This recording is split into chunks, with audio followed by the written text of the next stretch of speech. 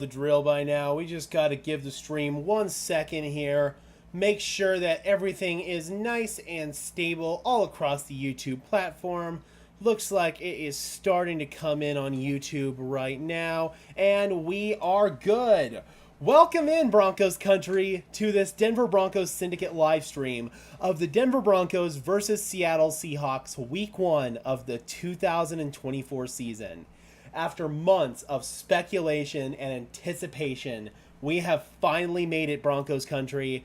I'm super excited to see what this team finally looks like with live bullets flying, with actual NFL pressure looks, not the vanilla simulated crap in the preseason. We're going to get our first look at what this team really looks like. We're going to get our first litmus test of the 2024 season. It's going to be a very tough test for Bo Nix in this offense, going up against a very complicated Seattle Seahawks defensive scheme, and it's going to be coupled with the loud crowd environment there at Lumen Field in Seattle. It's going to be electric. It's going to be fun. What will this team look like, Broncos country? The answers will finally come today. We've got Kenneth Miller Sr. in the house. Good to see you, Kenneth. Hopefully you are doing well, my friend. All right, Broncos country, just a little bit of housekeeping matters before we officially get started here. If you could just do me a big favor and leave a like on this stream as well as subscribe to the channel, I would really appreciate it. Those are both free and easy ways to show your support. It helps tell YouTube's algorithm to push us out, and it helps us get seen by more and more members of Broncos country just like you and me. Excuse me, a little frog in my throat there. YouTube has been kind of hiding these streams for the games, so we'll see if this game does indeed get pushed out to viewers through the subscription feed. Hopefully it does. If not, you'll have to probably search for the stream directly through the channel. In fact, let me know if you guys got a notification that I went live. That would be a big help if you guys could let me know about that. We got D Brown in the house. Good to see you, D. Says, got my jersey ready to go. Right on, right on. I'm, as media, trying to keep it a little neutral, so I don't rock my Broncos gear during game day. But obviously, got the sign here. You can tell where my loyalties, of course, lie. But yeah, guys, it's definitely going to be a big-time challenge. We've seen one rookie quarterback make his debut in Caleb Williams, and the Bears are leading right now 24-17, but Williams has definitely had some rookie growing pains, and I'm also anticipating some rookie growing pains from Bo Nix as well. I think that there are probably going to be some issues pre-snap with some of the communication, and of course that's only going to be exacerbated by the fact that they are playing in a loud environment in Seattle. I also think that there's going to just be some overall missed throws here and there, but I'm also confident in Bo's ability to shake off any mistakes that he makes and be able to bounce back almost immediately. That's what gives me the most confidence of almost any rookie quarterback heading into their debut, because Bo has that ability to shake stuff off. We got C in the house. Good to see you. Says, let's go Broncos. Let's go Bo. We got Tony DeLeon in the house saying, let's go. Hawaiian Broncos. Sup, Gage? Sup, man? How are you doing? How you doing? We've got Dave in the house saying, Gage, I got the Sunday ticket. Right on. That's an investment that I wasn't going to make. I've got Red Zone. I've got YouTube TV. I don't have to buy the whole Sunday ticket package. I can always use other various illegal means to stream the games as well if necessary. But I know that a lot of people are a little bit more impressed with some of the things that Sunday Ticket has done this year with some of the multi-viewing and stuff like that. So I'd imagine that it's actually a pretty good investment overall. All right, guys, we've got about 10 minutes until kickoff. So we have the game on CBS. It is going to be Spiro Dedes and Adam Archuleta calling the game for CBS. So you can tell that the schedule makers didn't really think very highly of this game going into the year, because Spiro Dedes and Adam Archuleta generally get the bottom of the barrel games in the NFL. But I don't think this is going to be a bottom-of-the-barrel game. I really don't. I think that Bo Nix is going to go in there. He's going to look as sharp and composed as he can look, heading into this tough environment. And I think that this Broncos defense is going to go in there and play with their hair on fire. I think that Seattle is also going to put a show of their own out there. I think that their offense has a lot of potential to put up points with new offensive coordinator Ryan Grubb. A lot of the same weapons are still there. DK Metcalf, Tyler Lockett, Jackson Smith and Jigba, our old friend Noah Fant, Kenneth Walker, Zach Charbonnet. So they've got all of those pieces there, and a good quarterback that can distribute the ball efficiently in Geno Smith. So I am a little bit worried about this Seattle Seahawks offense, but one weakness for them is definitely their offensive line. I think that their offensive line is kind of meh. So if the Broncos want to attack that, both in the pass rush as well as in the run game, I think that that's a matchup that could potentially be exploited by the Broncos. Will Russ start against the Broncos week 2, Devin says. We don't know yet. We don't really know what the status is with this calf injury. Russ was dealing with a calf injury earlier in the offseason. Justin Fields got a lot of the work during training camp. Russ came back, played in a couple of preseason games. So the Steelers were thinking, okay, this Russell Wilson calf injury is behind us, but a lot of times those soft tissue injuries like calf injuries and stuff like that, they can linger. So I think that's what essentially happened here, and it kind of crept up on the Steelers by surprise. They were very cautious and smart with it, not playing Russ this week. I know Russ is going to want to play next week. He was in uniform today, I believe, as the emergency third-string quarterback. So we'll see what happens. I think that next week is a little bit more likely for Russ to play, but calf injuries, soft tissue injuries, stuff like that are definitely very finicky. I haven't seen a whole lot of the Steelers-Falcons game, so I can't really attest too much to how Justin Fields looked. So if Justin Fields looked good enough to where the Broncos are, or where the Steelers are confident heading into Denver week 2 with him as their starter, then I don't see any reason why not to keep that continuity and start Justin Fields. But again, I'll have to look at the tape. Robert says Fields looked good enough to keep Russ off the field. So there you go. We got Maverick saying Broncos game on the TV, Red Zone on the tablet, Broncos Syndicate stream on the phone. Welcome back, NFL Sundays. Hell yeah, brother. Hell yeah. It's been a fun NFL Sunday so far. And if you guys don't know, I have a second channel. It's called Sparkin' Sports Football, and we do individual play breakdowns from pretty much all the other games. I made a bunch of play breakdowns earlier today. We're going to make some tonight as well during the Detroit-Los Angeles games. So be sure to check out that channel. They're short, little 1-minute videos, very easy to digest, and I think that if you guys like my film study content, it's basically a short-form version of my film study content. So I highly encourage you guys to go check out that video or check out that channel. We post over there all the time during the NFL season. We got Tanner in the house saying 7 minutes, let's go, and now we're down to 6 minutes. We got Amy in the house saying let's go Broncos, or let's fucking go Broncos. Absolutely pumped, man. I'm so excited to see again what this team is going to look like with the live bullets flying. No more vanilla defenses that the Broncos faced during the preseason. Our defense actually did give a lot of exotic looks during the preseason. I'm hoping that the Broncos continue with the strong defensive play that they had in the preseason. The same schematic look, single high press man coverage, a lot of blitzing, no soft, squishy off-zone coverage. That is something I'm really going to be looking for from Vance Joseph. All right, guys, here we go. We got the scoreboard down below. And also, I'm going to go ahead and take this moment to plug my sponsor, Whitebeard Signworks. Use code BS15, link in the description down below, to save $15 off your first purchase on NFL team logo signs, LED team logo signs, just like this one. This one lights up, but I think with the current lighting, it doesn't exactly look great when it's lit up on camera, but in person, it is spectacular. So again, use code BS15 to save $15 off your first purchase on NFL team logo signs. Thank you so much to Whitebeard Signworks. Link in the description down below. Tanner says, man, I'm in my Jerry Jeudy jersey, Broncos socks, blue shorts. We made it, boys. Thank you for the great coverage over the years, Gage. Been a follower for about 2 years. You're the man. Thank you so much, Tanner. I really appreciate that. We're heading into our 3rd season of covering the team, and here we go, boys.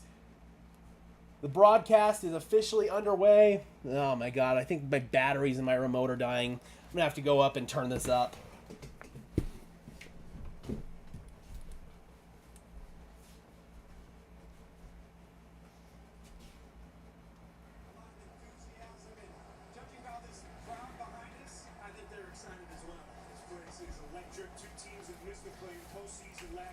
A very loud crowd already there in Seattle. There's Bo Nix, Denver's 13th starting quarterback since the 2016 season. It's been a hell of a ride, man, and we're hoping that Bo Nix can finally stop it. There's Mike McDonald, new Seattle Seahawks head coach, also basically their defensive coordinator as well. He's their main play caller on defense. Really excited to see what his scheme looks like here in Seattle. Hopefully they have some issues with it today and doesn't give the Broncos too many fits. But we are just a few minutes out, guys. Broncos, Seahawks from Seattle. All right. Yeah, this is annoying, bro. I don't even think I have batteries either. That sucks. There we go. How's my leg doing? It's doing awesome, actually. We're basically back to walking. We're still kind of walking with a stiff leg and a bit of a limp. If I'm going like far distances, I'll still use the crutches or occasionally the wheelchair. But around the house and stuff, we're walking pretty good. And yeah, well on the road to recovery. So thank you very much. Tanner says, enjoy the game, brother. I'll see you in a few hours for the game recap. Sounds good, man. Sounds good. Hopefully you enjoy the game. We just got this one last commercial break we got to get through here. Some of the early morning games are starting to wind down here. It looks like this Dolphins-Jaguars game is coming down to the wire. Miami was down. I believe it was 17-0 at one point, or it was definitely 14-0. And now they're in position to potentially win the game. We've got last 30 seconds here, and looks like the Bears are taking a knee. Caleb Williams secures his first victory in the NFL, so the Broncos are hoping that Bo Nix can accomplish the same feat today. We're also going to see Jaden Daniels make his NFL debut. That's going to be simultaneous in this afternoon window to the Broncos game. Another one-score game there in Indianapolis. Ooh, Houston leads by 2. And they've got the ball with 1:48 left. It's 3rd down and 3. This is a big, big play here for Houston. They pitch it, and it's a 1st down, Houston. And that should probably be ball game there in Indianapolis. Good win there for the Houston Texans. Miami is trying to get a few more yards to kick the game-winning field goal. I feel like Kevin Harlan right now, calling all those games at one time. I'm calling both games. I wish we could have gotten Kevin Harlan for this game. That would have been fun.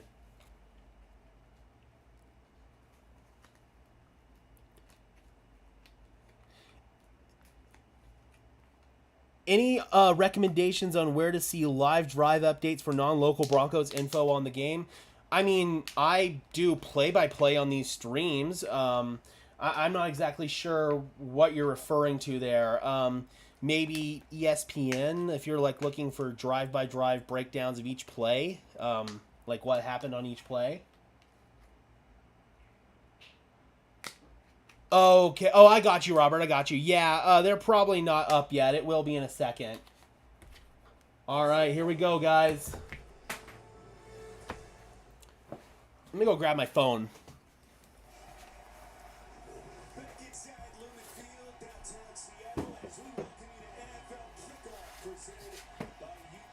Can't watch a football game without Twitter. We got D-Rock in the house. What's going on, bro? Good to see you. Good to see you. Yeah, probably ESPN. Pittsburgh Steelers get the win, so they're going to be 1-0 heading into Denver. Looks like Denver has won the toss and is elected to defer, so Will Lutz is in to kick off for the Broncos. Broncos wearing their all-white uniforms. Seahawks are wearing their throwback blues. Really pretty uniforms. All right, here we go, boys.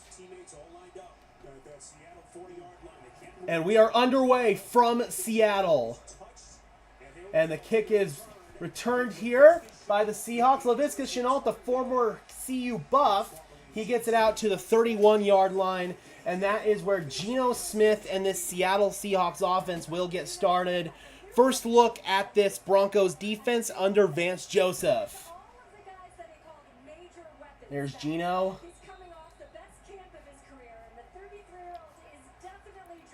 Right on, Robert. Cool. So, Seahawks begin from the gun. Oh, your phone, Nana? It's somewhere over here, I thought. It was in an odd-ass spot. Geno from the gun. He goes down. Right away, Geno Smith is sacked. It is Jonathan Cooper with the takedown. Oh, Nana, there it is. It's right next to the microwave. Sorry. When the hell did the Seahawks get Laviska Shenault this past offseason from Carolina? Second down and 17 now following the Jonathan Cooper sack. Geno Smith making it audible at the line.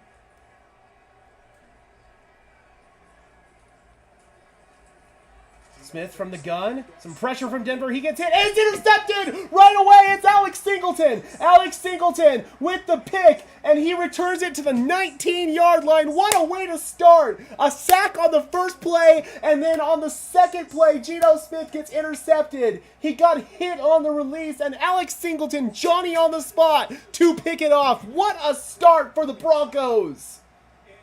So the pressure's going to come from the interior. It's going to be Zach Allen there with the pressure. Oh, actually, no. It looked like it was John Franklin Meyer. Oh, no, it was DJ Jones. It was DJ Jones. White sleeves, 93. And he took on a double team to get it, too. That is insane. What a start. And here's Bo Nix set to take his first snap from the Seattle 20-yard line. And it's a handoff to Javonte Williams, who bursts one. And Javonte Williams gets tripped up at the 11 after a gain of 9. He could have potentially scored there, but he got a little bit tripped up. What a start for Denver. Vance Joseph coming out hot. So, Bo Nix, first rookie quarterback drafted by Denver to start Week 1. Remember, John Elway was the last rookie quarterback to start Week 1, and Denver technically didn't draft him. Second down and 1, and it's already extremely loud. Bo Nix is literally having to go to every single offensive lineman to tell him the protection. 5 seconds on the play clock. 3, 2, 1. They just got it away, and they hand it off, and a stumble. Williams could not stay up right there. Loss of about a yard, and it's going to be third down. So already the communication for Denver is being strained. You can see Bo Nix literally having to go up and talk to every single offensive lineman individually. Third down and 2.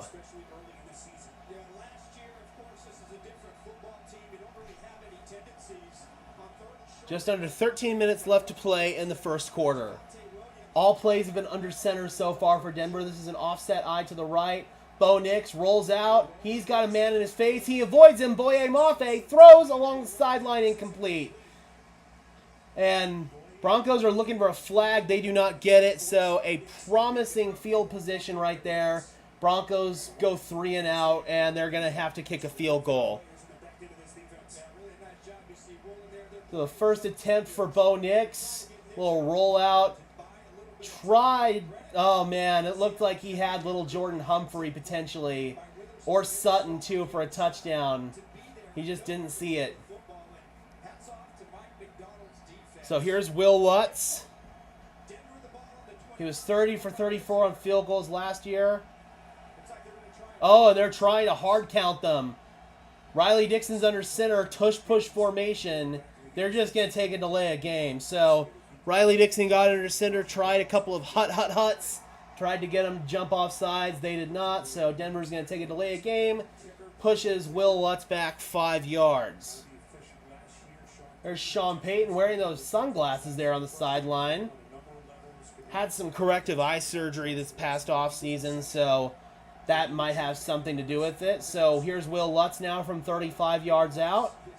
Lutz is up, and he drills it right down the middle. So Will Lutz missed his first field goal as a Bronco last year. First attempt of this year is good. So the Broncos cash in 3 points on the Alex Singleton turnover. They lead 3-0 over the Seahawks. So what a start, man.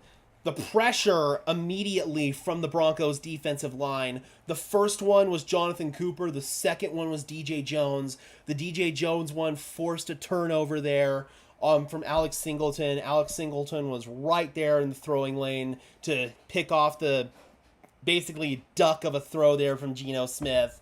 And then Denver opens up with 2 straight runs, then tried to hit on a rollout there on 3rd down. Couldn't, so have to settle for a field goal. But overall, I would say a very impressive start for the Broncos. And just like we talked about, if the Broncos can generate pressure with a 4-man rush like they did with DJ Jones there, that can be a big-time asset for them heading into the season.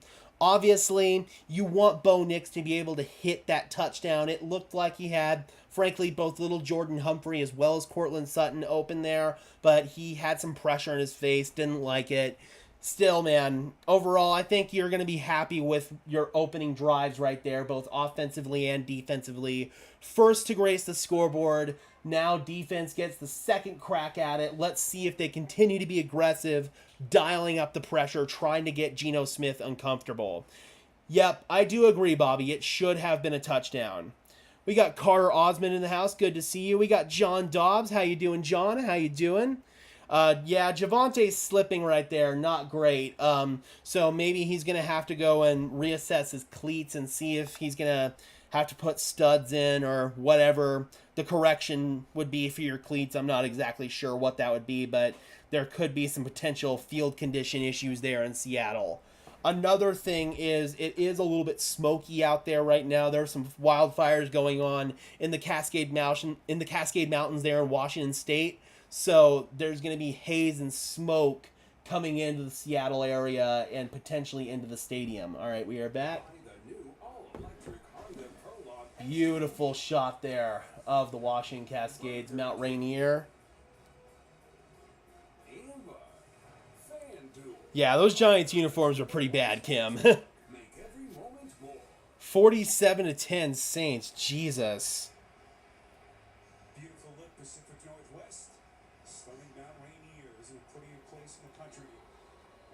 All right, so second crack for Geno Smith and the Seahawks offense. Who got the sack? So Jonathan Cooper got the sack, and then Alex Singleton got a pick. And on the first Broncos drive, it was 2 straight runs by Javonte Williams, and then a rollout on 3rd down and 2 that was incomplete. So they settled for a field goal. Meanwhile, a return there from Laviska Shenault.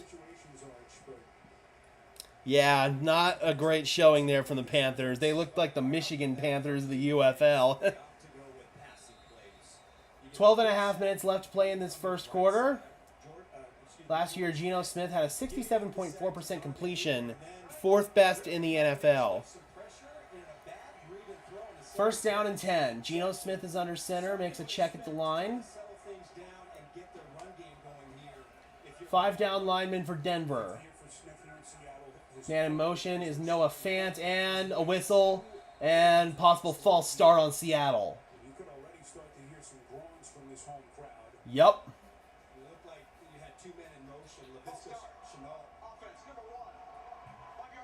Shenault came in motion at the same time as Noah Fant. That's a penalty. Oh, yeah, it was kind of he thought he was going to go in motion, and he didn't at the last second. So it looked like Shenault didn't know the play. So first down and 15 now from the 22-yard line. 4 down lineman for Denver. Nickel personnel. Hand off to Kenneth Walker, and he's able to surge forward through a couple of tackles. Finally brought down by Cody Barton after a gain of 7. There's Ryan Grubb, the first-year offensive coordinator for the Seattle Seahawks. Comes over from the college ranks. Stays in Seattle, actually. Was previously the offensive coordinator of the University of Washington. 2nd down and 7, so they actually said Walker was down. They only gave him 3 on that one. So the second effort was Mert.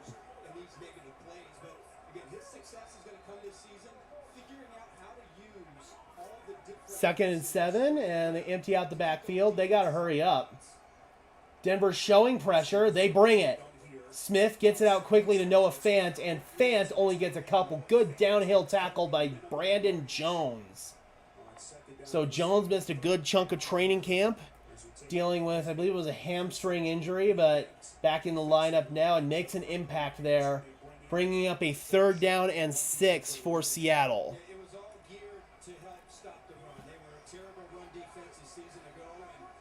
We got 30 people in the house. Thank you guys so much for tuning in. I really appreciate it.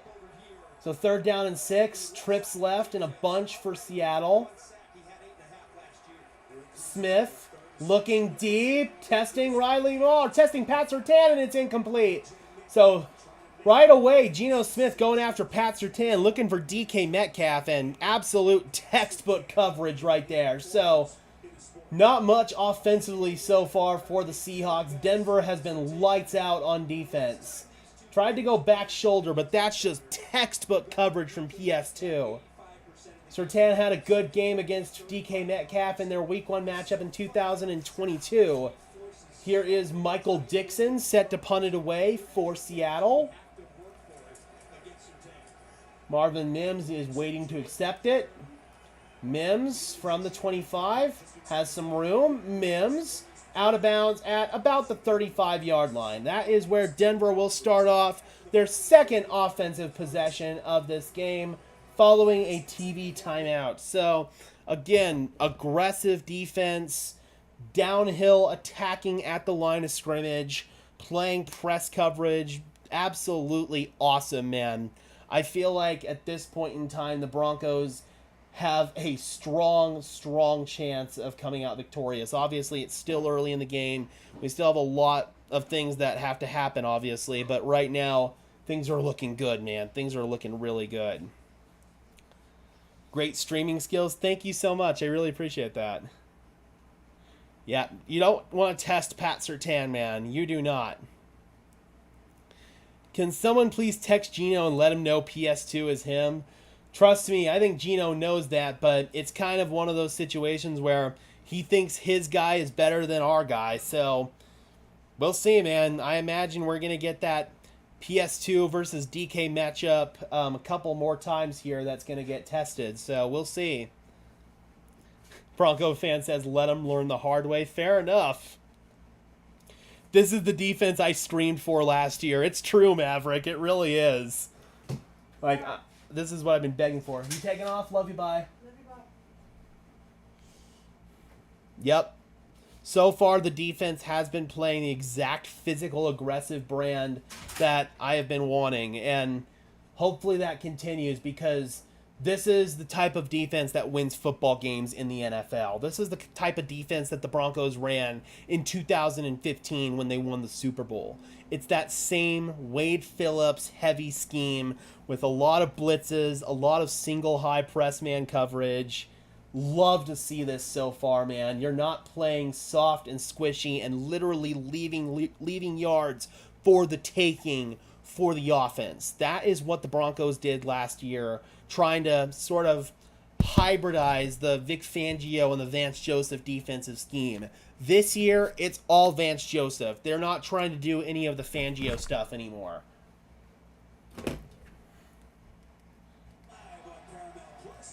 All right. 10:54 left in the first. Denver on for their second offensive possession. Had the ball at the Seattle 20, ran it twice. Rolled out on third down, incomplete, kicked a field goal. So now they start here from their own 35. Trips right for Denver. One out left. Looks like Jaleel McLaughlin in the backfield. Bo's rolling right, and he dumps it underneath to McLaughlin. McLaughlin trying to make some man miss, and he does for a gain of about 2 or 3. So let's see if the Broncos can get Bo Nix settled down here, get him a couple of easy completions, get that first down, and get rolling.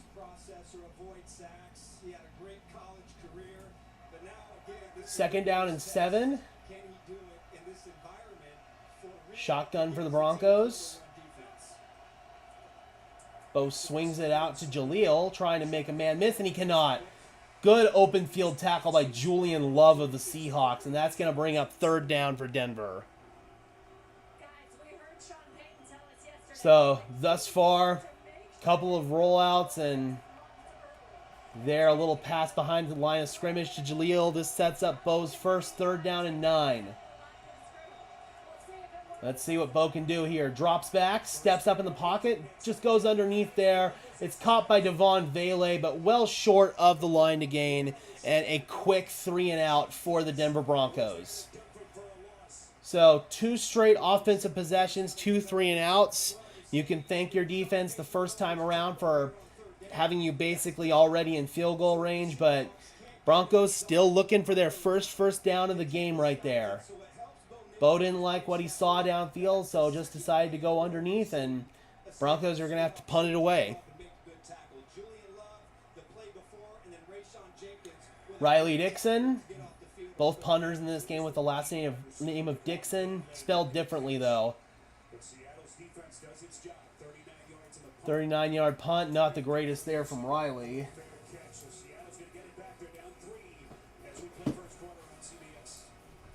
And Seattle set to get the ball for the 3rd time. Just 1 second, guys. We'll be right back.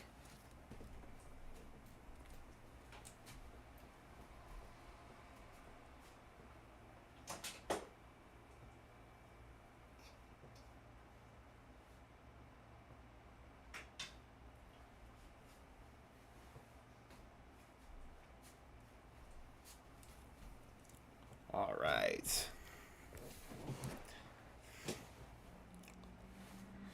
Would you blame this one on Sean or the offense? Honestly, like, really none of the above. I don't think that anything overly egregious so far. Just, there have been good play calls. It's just Bo hasn't really liked what he's seen on the field. It's been good defensive play by Seattle there and that open field tackle on Jaleel. So, I don't think it's really anything concerning right now. But defensively, obviously, Denver's been fantastic.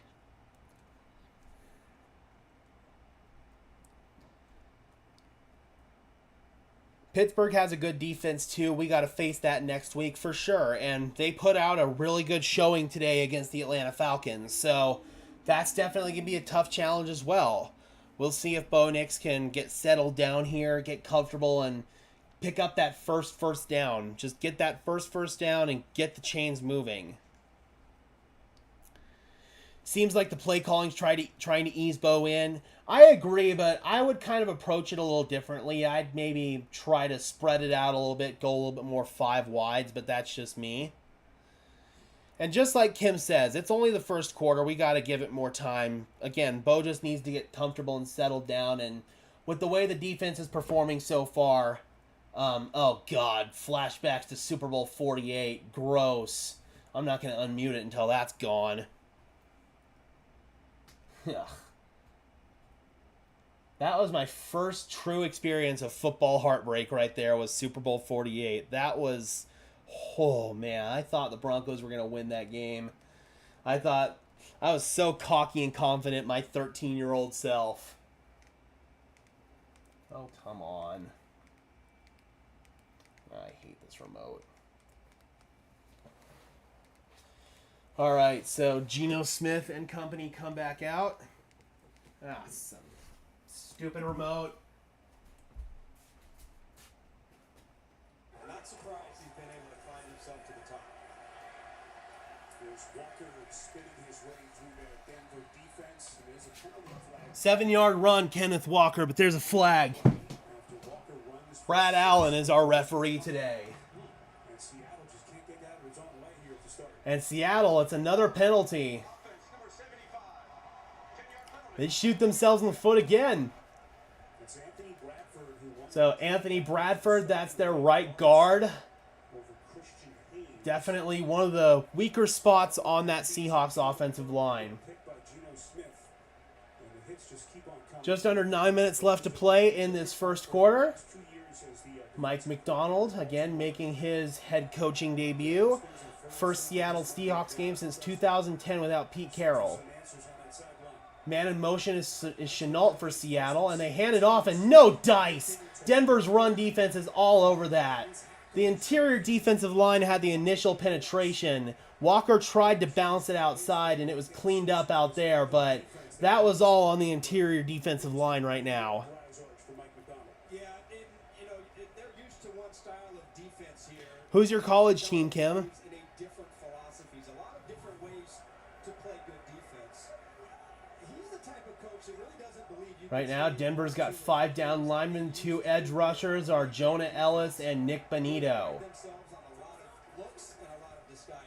They bring a twist up front, fires it underneath. It's caught by Noah Fant. Just 1 second. Initial tackle will get up to the 20-yard line. Fine.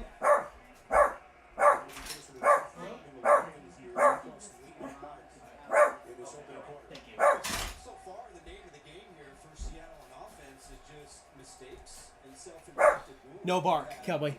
Sorry about that, guys. Syracuse, okay. That was a big win for you guys yesterday. Chance with Ryan Grubb, the offensive coordinator, to really get the offense in any sort of rhythm. They've been 3rd down and 11. already the entire game.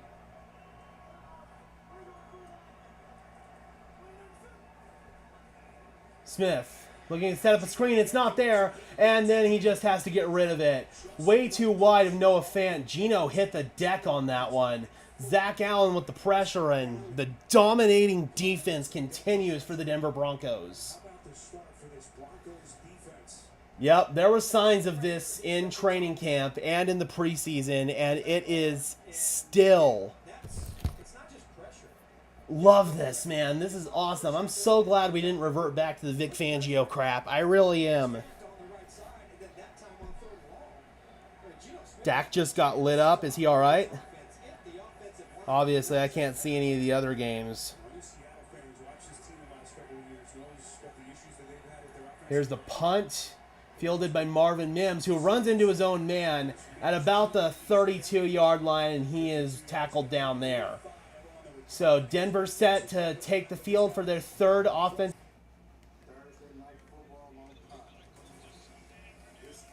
Vic plays too much zone. Yes, he does. It's a lot of soft zone.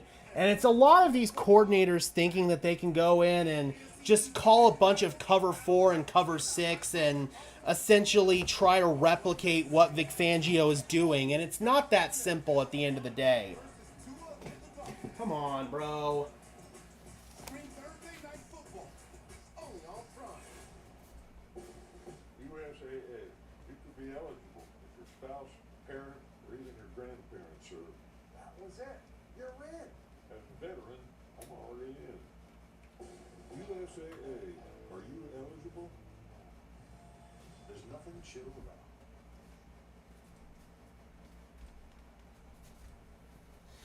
Stupid remote. I can't believe Dak got $60 million a year. Our defense has me super excited. Yeah, man, this defense has been lights out. I mean, Vic Fangio did have a good showing against Green Bay. He did. But there are some flaws about this Fangio defense, and it's not so much Vic himself as much as it is other coordinators out there trying to replicate his defense and not knowing how to do it correctly, which is what Vance Joseph was trying to do last year. He wasn't doing it correctly. So that's really the big difference maker right there. God, this remote.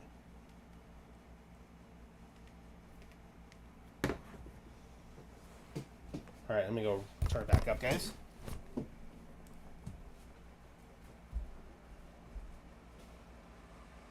There's a score of 3-0 Denver as we play 7 change in this first quarter. 3-0 Denver, 7 minutes left to go. Yeah, I don't have any batteries here for this. They need triple A's. All I've got are double A's.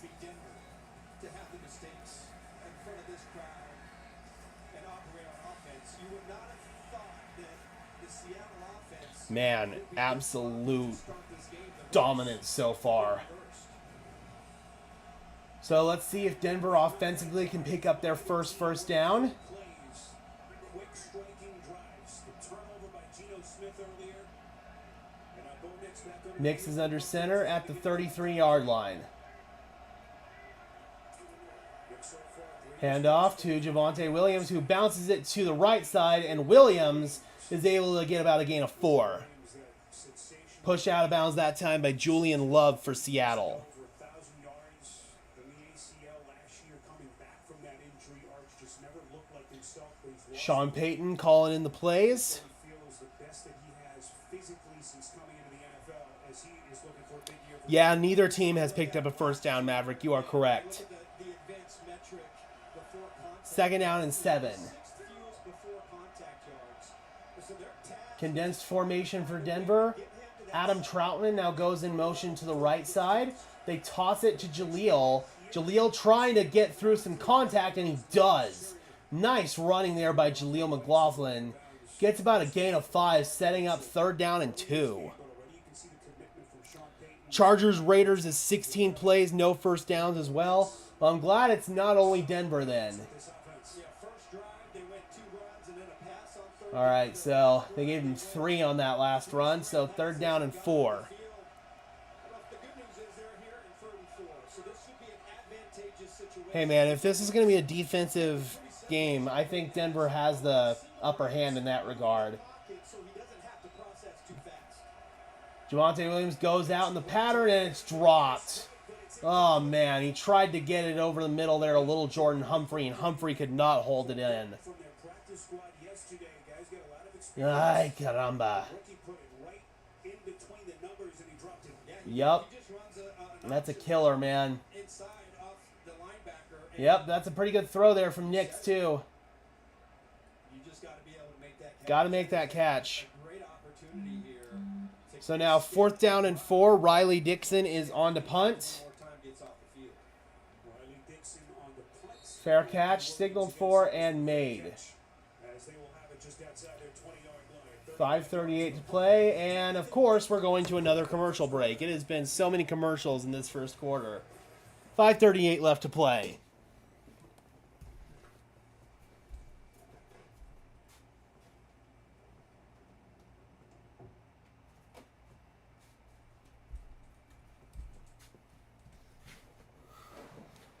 What's up with Troy Franklin? He is the 6th wide receiver on the depth chart right now. So right now it's Cortland Sutton, Josh Reynolds, Marvin Mims, Devon Vele, little Jordan Humphrey is your 5. So right now it's just he hasn't really played at the level that he needs to play at. He's still struggling with some of the rookie mental errors, and would not be surprised at all if we see Franklin on the inactive list for most of the season. I think the Broncos view this as sort of a redshirt year for Troy Franklin, a lot of the same ways that they viewed it as a redshirt year for Marvin Mims last year.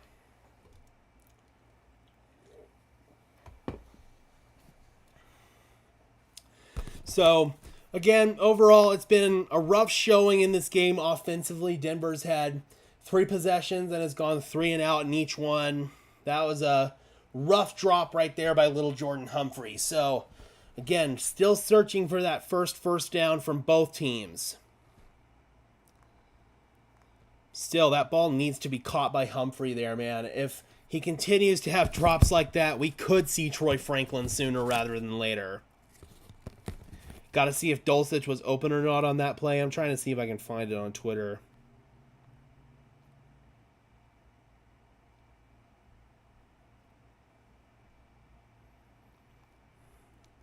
Yep, Frankie of Frankie's Film is saying the same thing. So, yep, that's not great. All right, back in Seattle. Figured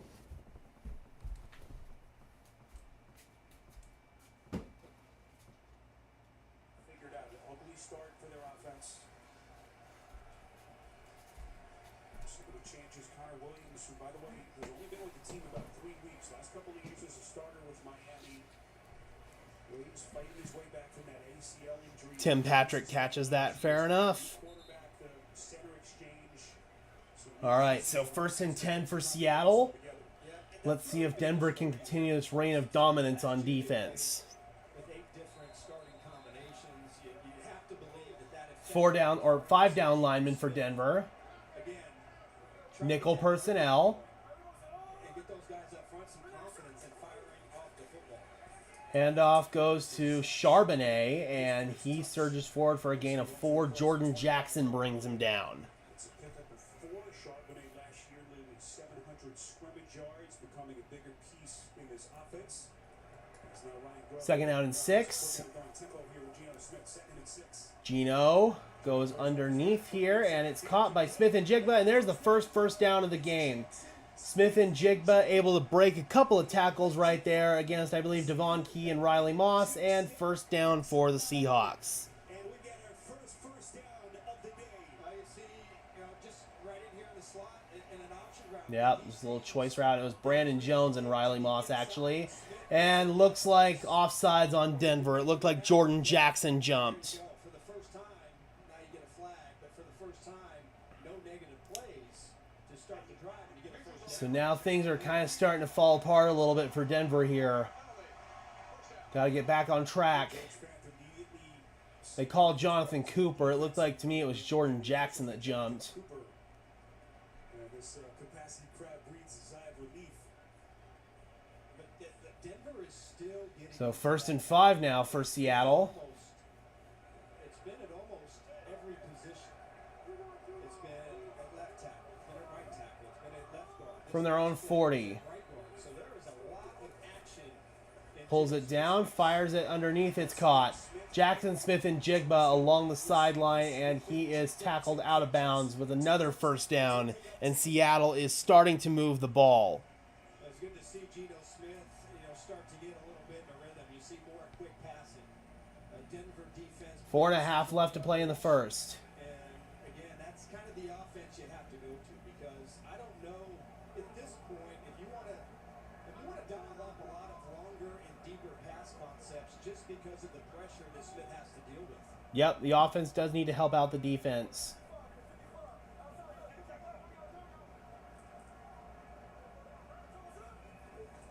Gino scanning, firing. It's incomplete, but there's a flag down in the secondary. Looks like DK Metcalf and Pat Surtain got tangled up on that, and it looks like the flag's going to go on Surtain. With his right arm. And that one was pretty clear to see. Brad Allen, our referee, talking it over with his colleagues. Meanwhile, there's an injury here for Seattle. George Fant, the right tackle. And George Fant was already their backup. Oh, roughing the passer. They're going to say that's on Nick Benito. Meanwhile, Fant is being helped off there. George Fant, the right tackle. Already their backup after Abraham Lucas. Yep, you can see there.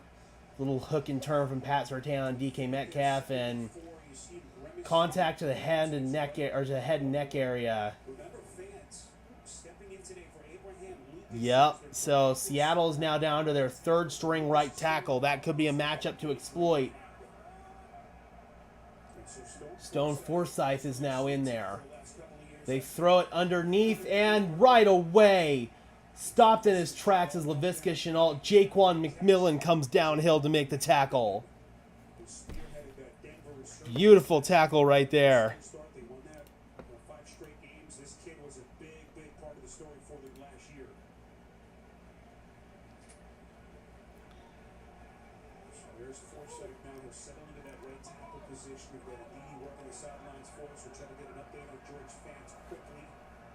All right, so your defense got 3 consecutive stops. See if they can get another one. Handoff. Walker, not much.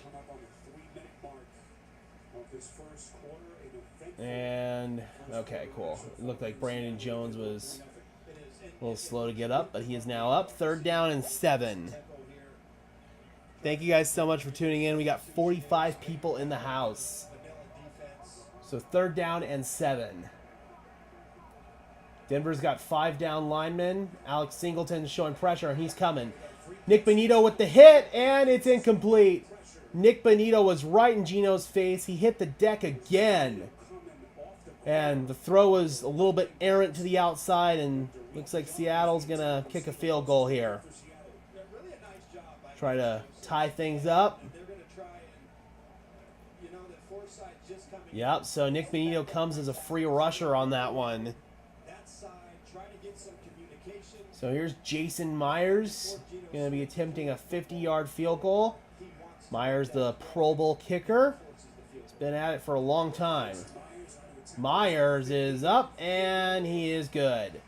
So Seattle ties it up, 3 apiece, 2 minutes and 41 seconds left to play in the first quarter. So overall, Denver had some penalties on that drive.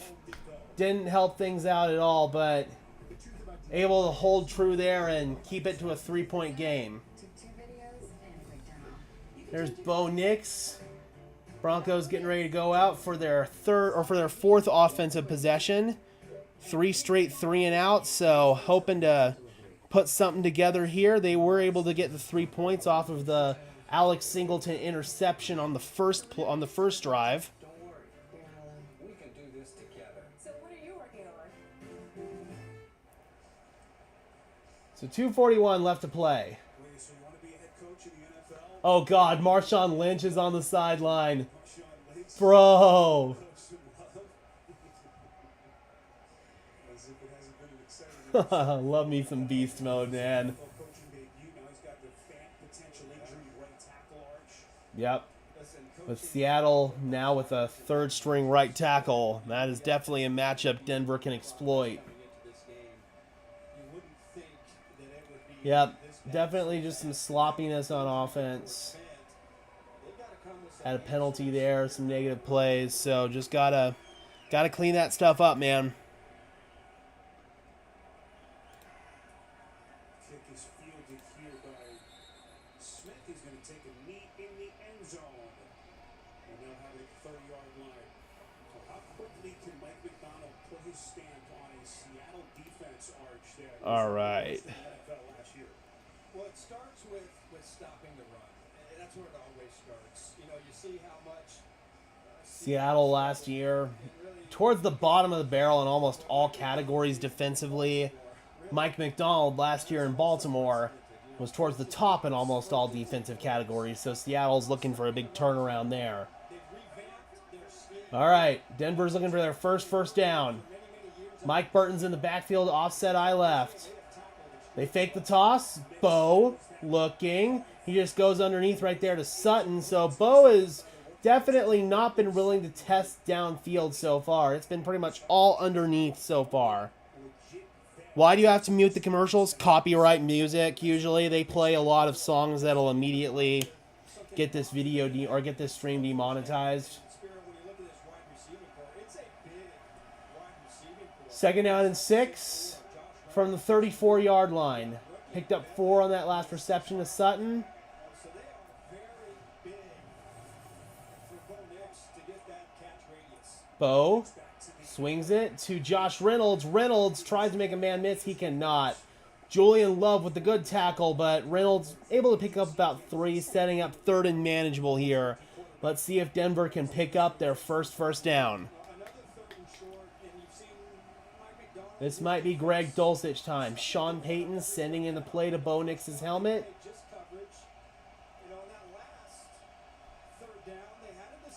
Minute and a half left to play in the first. Bo Nix is 5 for 12, but just 12 yards so far. Or 5 for 7 for 12 yards, sorry. 5 wides, they empty it out. Pressure coming. Bo flushed. Bo looking to run, and Bo dives for it. He's got the first down. So Bo Nix using his legs that time to pick up the first down, and let's see where they mark it. Let's see if they decide that he dove a little bit short. They're going to say he's short. Yep, so it was a simulated pressure that time from Seattle. And the guy that ended up coming was not the guy Bo expected. That's exactly what we were talking about in our pregame preview. It's 4th and 1, and it looks like Denver's going for it.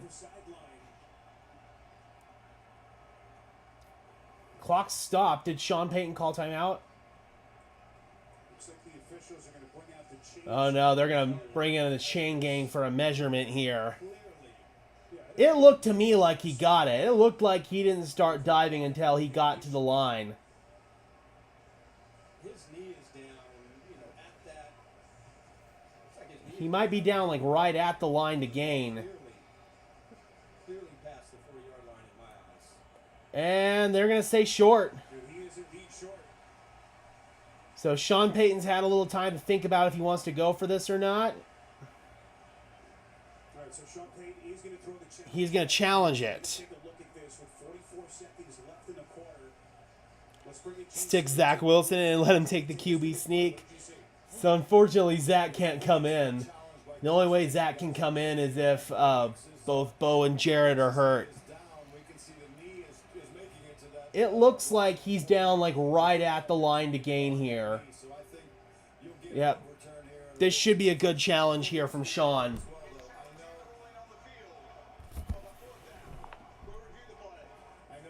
Yep. Oh, hey, my Twitter app's finally back. Jesus. My Twitter app was not loading for the longest time. Yeah, that's got to be a first down. Yep, Zach's the emergency. He is the third string quarterback. Jared is backup quarterback to Bo. Exactly, Arch, yes. All right, so that was the rule change a couple of years ago. So let's see how the officials handle this. We thank Gene for hopping on with us, and we'll take a look. Back at 30 seconds. All right, 30-second timeout here. Looks like this is going to be a good challenge here for Denver. And Maverick, thank you for reminding me. Yes, there are new rules this year with challenges. So it used to be you had to get your first 2 challenges correct in order to get a third challenge. Now you only have to get 1 challenge correct in order to get a third challenge. So if Sean Payton wins this challenge, the Broncos will automatically have 2 more challenges that they can use. Thank you, Maverick, for reminding me that, dude. I really appreciate it.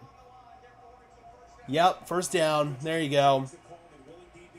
So Sean Payton wins the challenge and wins an additional challenge.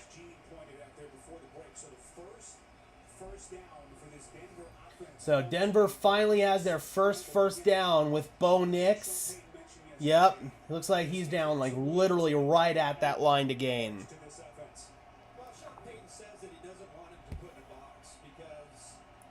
And that is good coaching right there from Sean. Perfect example of proper game management, knowing when to challenge, knowing when to try to risk it, essentially.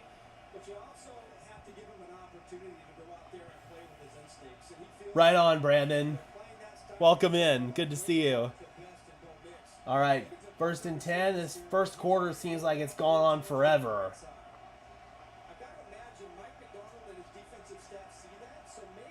All right, let's see if we can get Bo comfortable here. Hit the back foot of your drop and let one rip. Bo fires over the middle. It's too high and nearly intercepted. He was trying to hit Cortland Sutton on a dig. That was not a good ball at all. That was nearly a disaster for the Broncos. Way too high, very lucky it wasn't intercepted. Good footwork by Bo. Just sailed the throw.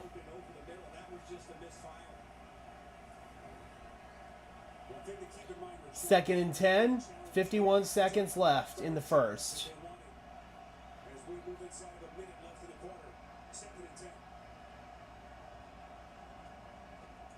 Little throw out to Devon Vele, and Vele able to surge forward. He's close to that line to gain, but going to be a little bit short. It's going to bring up a 3rd down and manageable again.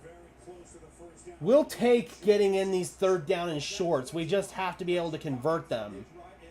Good job right there from Vele staying on his feet, and it looks like he's within about a yard there, that line to gain. So 3rd down and 1. Broncos do have to run this play before the 2-minute warn, or before the end of the first quarter. Jesus, I can't talk. Bo's trying to hard count them. They get it. They pitch it. 1st down, Javonte Williams. Good play call. So, one subtle thing. They got up in a formation that they normally sneak out of. And you could hear Bo go, ready, set, hut 1, hut 2, hut 3. They normally use that particular cadence on quarterback sneaks. Bo used it there on that toss. So, a little bit of trickery there, especially for those defensive linemen that usually like to watch the TV copy to get a feel for the quarterback's cadence. That was a nice little wrinkle there from Sean Payton. I love that. You want Vele to be the wide receiver too? I mean, Vele is definitely going to have a big role this year. He's already usurped Troy Franklin on the depth chart. That's evident alone by the fact that Vele's active and Troy Franklin's not. So, yeah, man, this is definitely going to be a big-time season for Devon Vele, and he could rise his way up the depth chart, maybe even usurp a guy like a Marvin Mims. Yes, they fill different roles, but right now, we haven't seen much of Marvin Mims on offense, and we've seen Devon Vele quite a bit. So that's just something to keep an eye on. It really is. Oh, crap, commercial. Oh, my foot's asleep. Crap. Screw it. This one will just have to ride. Here at Once Upon a Farm, we chose the Capital One Venture X business card. With no preset spending limit, our purchasing power adapts to meet our business needs. But yeah, Devon Vele was extraordinarily impressive in camp. And offense finally seems to be moving here, which is very good to see. Hopefully we can cash in and get the first touchdown of the season. I'm kind of looking to see what's going on in some of the other games here. And again, this is a good time to plug my all NFL channel, Sparkin' Sports Football. I'm posting more and more content over there with the season being up again, where they're just like little 1-minute play breakdown videos of big plays from the games. Did a bunch of videos earlier today. Did some college videos yesterday as well. So be sure to check that out. Sparkin' Sports Football. Thus far, they haven't played any copyright music, so I think we're good, Kim. They haven't done anything yet that's going to get me copyright claimed. Plus, I think I'm talking loud enough where it's going to drown it out, hopefully. And we are back in Seattle, start of the second quarter. Denver ran 15 plays for 42 total yards. 3 points off of turnovers, though, with that Alex Singleton interception that led to a field goal. We are knotted up with 3 apiece.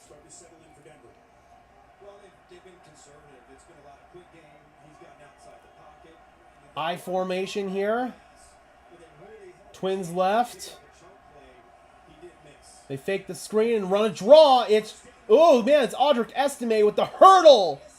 And the ball came out, but Adam Troutman fell on top of it.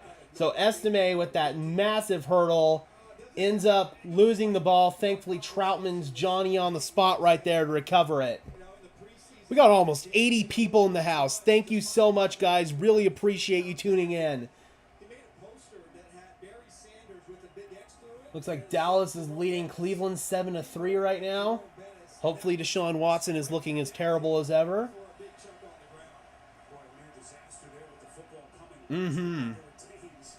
Ball security, ball security, ball security, man. Play clock ticking here. Just got it off. Hand off again, and surging forward for a gain of about 5 is Javonte Williams. So Estime loses the ball there, and they immediately pull him off the field. Fascinating to watch Sean Payton. We had a chance to visit with him at length yesterday. Talked about the process. For sure, Robert. That is cause for concern. All right, 2nd down and 6. They move under center now. They were in the shotgun. Play clock ticking again. They've been really testy with it. Toss to Jaleel, looking for some blocks from Dulcich, and Bowles, and got it. First down, Denver. Good blocking on the perimeter there from both Greg Dulcich and Garrett Bowles on that toss. Springs it free. All McLaughlin needs is a little crease, and he's able to trip forward for the first down. First and 10 Broncos. I would do more outside running if I was in the NFL. That time they were able to get Garrett Bowles on the edge. You know, Denver now with 4 first downs in the game to Seattle's 3. outside corner, and the tackle gets outside. Just outside the red zone now at the 22-yard line. First down and 10. Trips right. They pull it down and throw it underneath here on a little RPO.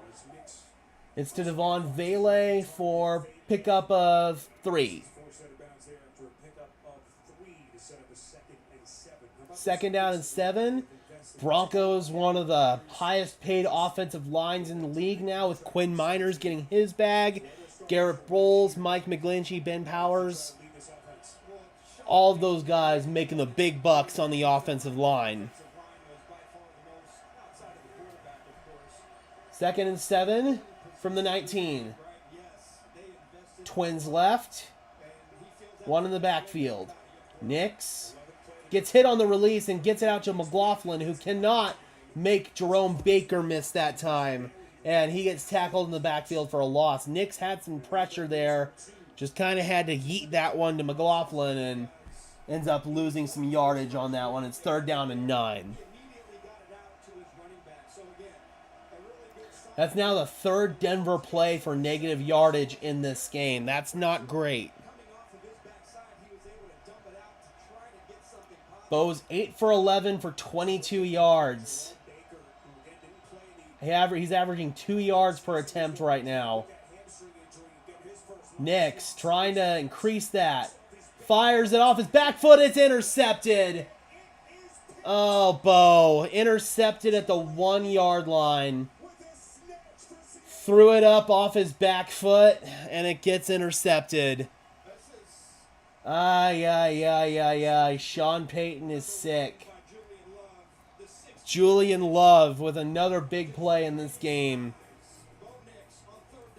Yep, Bo Nix staring down the left side of the field right there and just yucks it up for grabs, and it's picked off into double coverage. No, God, not great. Not great at all, Broncos country. It isn't. Remember before AI when you had to type to search? And when you couldn't ask your phone to do this? Put these restaurants on a map.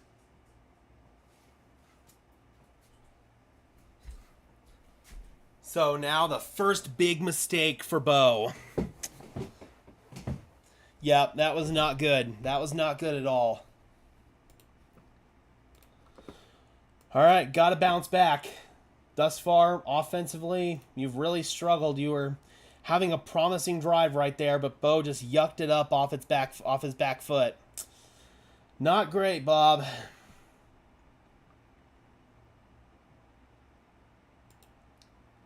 Yep, had some pressure. First life. The pocket kind of broke down. But still, you cannot throw that off your back foot like that, Bo. That's a classic rookie mistake, and that gives me flashbacks to Drew Lock. It really does. That feels like a throw Drew Lock would have made. Oh, man. Gotta shake that one off. Gotta shake that one off. Gotta learn from that mistake and not make it again if you're Bo, because, boo. And now he is averaging under 2 yards per attempt. Not the rookie debut from Bo that we were hoping for so far. He's 8 for 12, 22 yards, and an interception. 1.8 yards per passing attempt.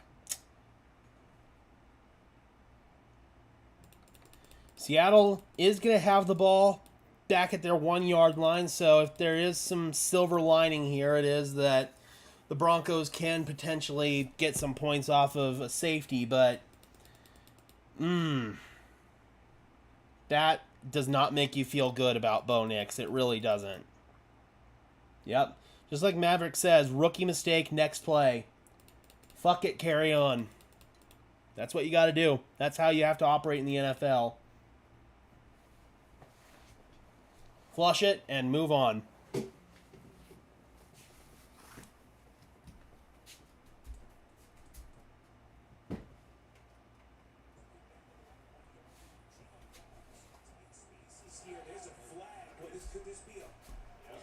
Geno incomplete, but there's flag in the end zone. Hold. Is this a hold? Hold. It is. Yeah, safety. Let's go. All right, so even Bo Nix's interceptions net the Denver Broncos points. All right, so yeah, Bo threw an interception. Yeah, it wasn't great, but it gives the Broncos good field position, and holding in the end zone results in a safety. I guess I'll take it. Gotta find the positives in everything. Always look at the bright side of life. Oh, man, that's fucking great. Oh, that's my second time in the swear jar. Oh, yeah, you can see it, too. DJ Jones is getting absolutely held. And now Denver's going to get the ball back. And instead of the old school safety punt, it's now a kickoff, just like the dynamic kickoff. So that is one difference with safeties this year as opposed to last year. But hey, man, I can't be mad. And now Seattle's dealing with more offensive line problems. George Fant is out with a knee injury. They're going to have to rock with Stone Forsythe the rest of the game.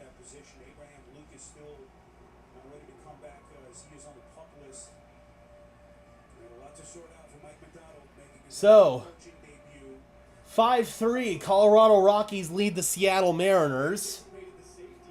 Here's the kickoff from Jason Myers. And here's Marvin Mims to return it, and he gets it near the 35 to about the 34.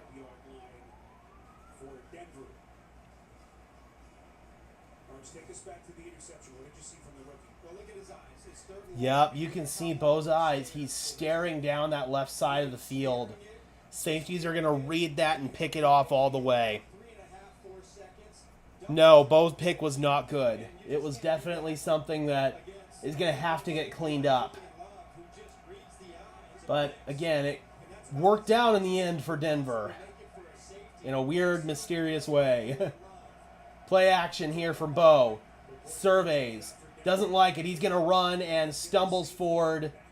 Gain of 3.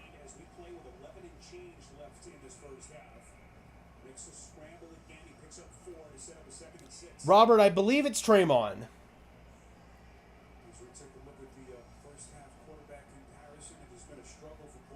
So Bo Nix has at least been able to make a couple of plays with his legs here. But you want to see him be able to get through his progressions and deliver the ball on time, in rhythm, and structure. He got 4 with the wheels that time, so it's 2nd down and 6. And they're going to roll him, and he just has to dirt it. He was under duress that time, threw it at the feet of Greg Dulcich, 3rd down and 6. So Seattle's been dialing up a little bit of pressure here, but Denver's been able to capitalize off of 2 critical Seattle mistakes, and it's gotten them 5 points. Oh, no, he did. Yep. Oh, Greg Dulcich got beat bad on that block. He whiffed. 3rd and 6. Nix fires, and it's through the hands of Cortland Sutton. Just a little bit off target there. Still probably one that Sutton should have caught. And another punt coming for Denver. So the pressure has definitely made Nix a little skittish in the pocket. That time I feel like he could have set his feet and made that throw accurately, but he didn't.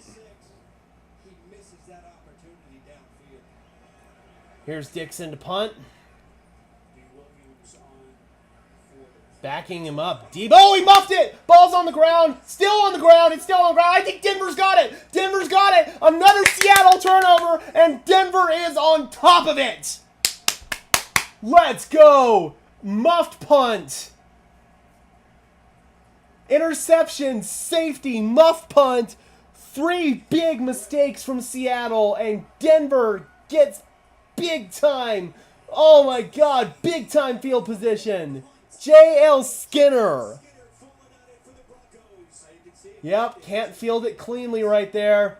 Tries to jump back on top of it. It gets loose again, and Skinner's there for the recovery. Defense and special teams, man. That's how you win games in the NFL. And Ryan Grubb is sick to his stomach for Seattle. Let's go, dude. So that's essentially 3 turnovers. The safety's not going to count as a turnover, but it's basically a 2-point turnover right there. Oh, false start. A little bit of awkwardness there with trying to send a guy in motion. Pretty clear false start.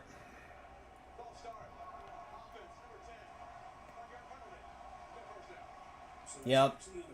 It looked like he was going to evacuate from under center, but then he realized he still had to send a guy in motion, and it was just an awkward start to the play. So, 4th penalty for Denver. A lot of them in the pre-snap variety, which is exactly what we want to avoid. He's got to find those plays right now and try to settle down Nix. He had the 2 misses to Cortland Sutton. He had the 1st and goal. red zone. Right now he's got to be able to settle it down and give him simple From the 14. Run. McLaughlin. I don't like that play call. Gain of 1. 2nd and goal from the 13.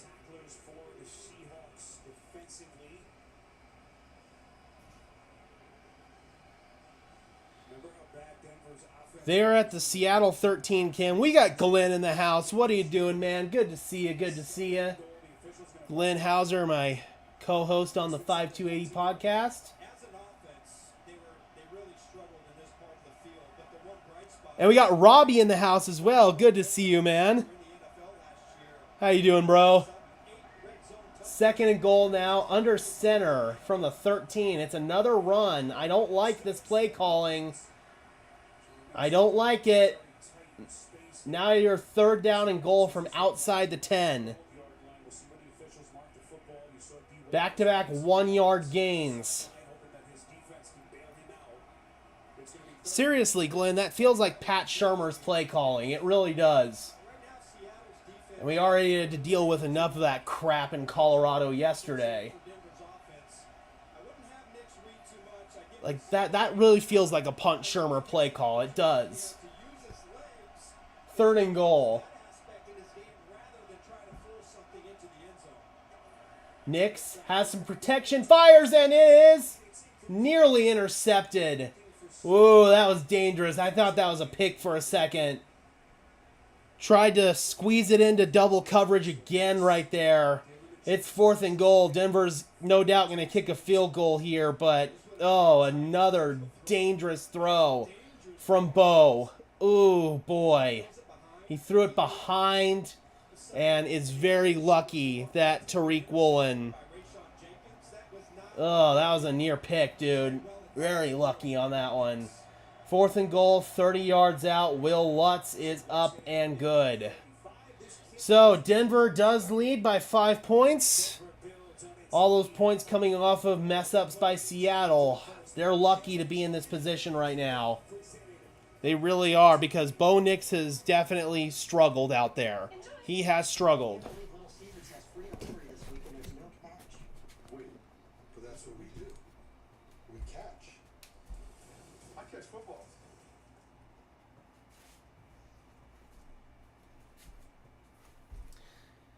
Yep, that's the 2nd time Bo just kind of yucks one up there. And he was very lucky that wasn't his 2nd interception of the game. Breaking news, Bo's a rookie and he looks every bit of it. 100% D, 100%. Again, these are those growing pains that the Broncos are just going to have to learn to live with. That's what happens when you're developing a rookie quarterback. But right now, you just want Bo to get settled down because so far it has not been great. And to Robert's point as well, at least it wasn't picked off like Bryce Young's first throw of the day. So, yeah, man, definitely need to see more from Bo at this point. The decision-making has not been great. The execution has not been great. Yeah, so it's definitely going to have to get better, but the Broncos have been able to capitalize off of 3 Seattle mistakes now, and because of it, they've got 8 points on the board. So that is at least a silver lining there. Defense and special teams has really helped carry things, and that's what you need when you're developing a rookie quarterback and going through some of these growing pains is a defense and special teams unit that can make those big-time plays for you, and thus far, they have done so. There's been some issues with operation. Obviously, that false start. Can't have that happen. Cannot have that happen.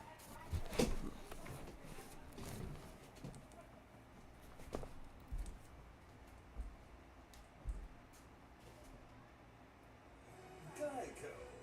Get more with Geico.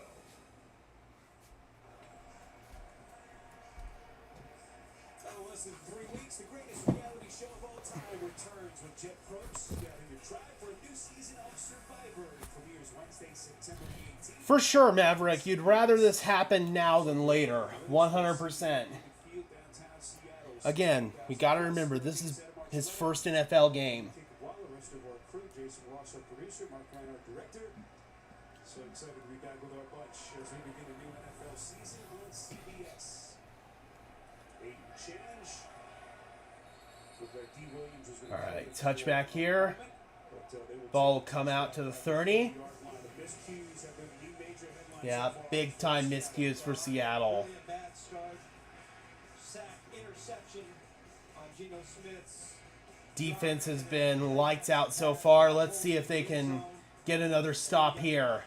So, Denver has had the chance now to start 2 times in this game inside Seattle's 20-yard line. If there's a silver lining, Mike McDonald's defense. Really Yeah, I'd agree, Maverick. If this was Russell Wilson playing like this, I'd be pissed off. If it were a multi-year veteran, yeah, I'd be furious. But this is a rookie playing in his first NFL game. 1st and 10. Let's get something going here as the beginning. Hand off to Walker, spinning forward, gain of 2. Denver defense, you look at what some of the issues that they had last year. Vance Joseph, their defensive coordinator, knew they had to improve. They revamped the front. We mentioned John Frank Lamont. There's Vance Joseph. Josie Jewell and Justin Simmons. That graphic's incorrect. It's actually his 2nd season as Denver's defensive coordinator. They had to stop the run. And so they went to more, and it kind of started happening a little bit toward the end of last year, to more an aggressive attacking. 2nd down and 7. Yep, and just like I've been talking about, they've transitioned to more of an aggressive attacking style of defense, and that's how you win football games. Aggressive defense up front. Incomplete. Good coverage right there on Pat Surtain. DK Metcalf locked up, but there's a flag. The flag is back near the 50. And you see Surtain, he does bump Metcalf before the ball arrives. Pass interference. Defense number 2. Until the ball is placed in the spot of the Damn. automatic. First down. So Surtain gets called with the PI.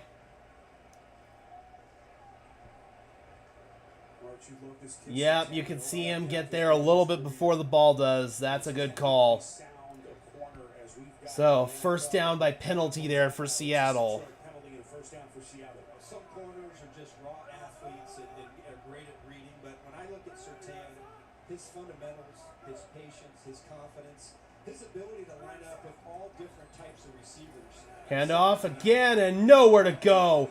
Alex Singleton, the first one to meet Kenneth Walker in the backfield. Baron Browning's there to clean it up. This run defense has been super. Loss of 4 on that carry. 2nd and 14. God, this defense has been extremely impressive. They have turned one of their biggest weaknesses from last year in the run defense into one of their biggest strengths.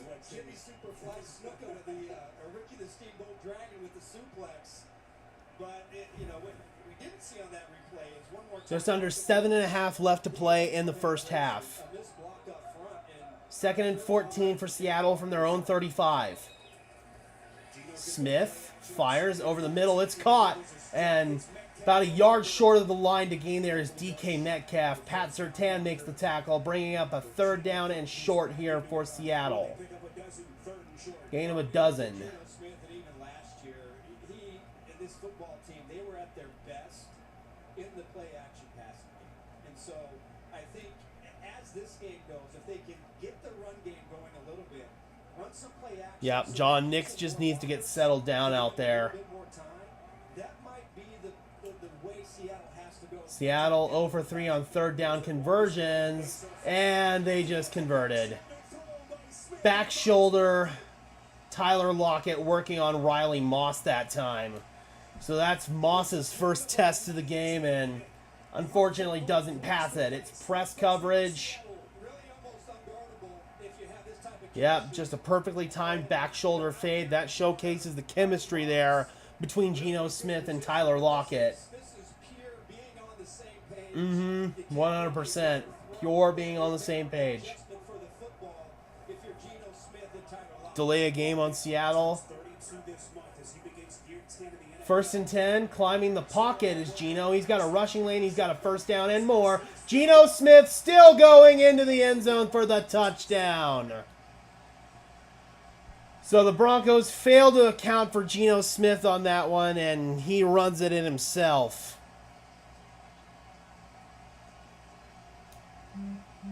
Damn. And Seattle now an extra point away from taking a 2-point lead. Let's see if they want to maybe go for 2 here. 34 yards right up the gut. Nobody was there. That is the risk of playing man coverage. That is the risk. And sure enough, Seattle is going to go for 2. Trying to make this a 3-point game.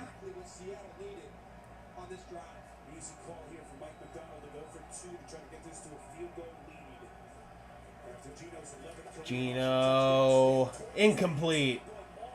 Tried to go back shoulder for Metcalf. Incomplete, good coverage. And it is still a 1-point game. Yep.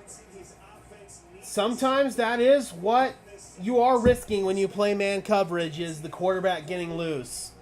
So there are upsides and downsides to playing this aggressive defense, for sure.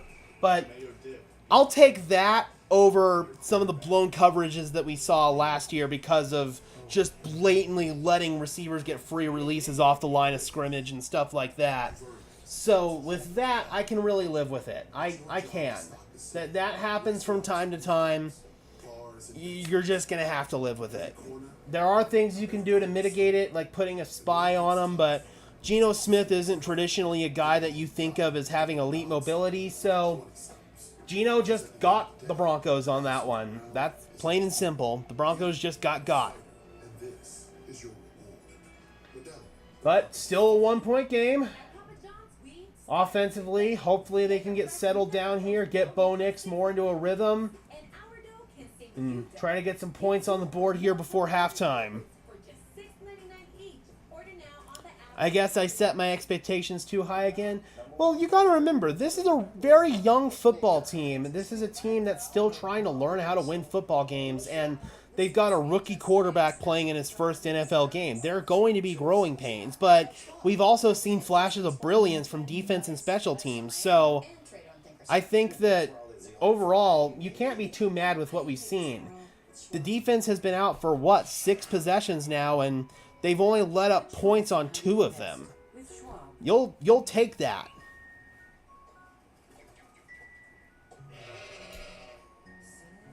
We got almost 90 people in the house. Thank you guys so much. Really appreciate it. If you guys could just do me a big favor real quick if you haven't done so, and leave a like on this stream as well as subscribe to the channel, I would really appreciate it. Those are both free and easy ways to show your support. It tells YouTube to push us out and helps us get seen by more and more members of Broncos country and helps us grow this community.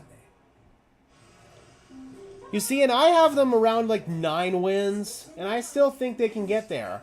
I had predicted them to lose this game from the jump, so we'll see what happens. It's only 1 point difference and still a lot of game left.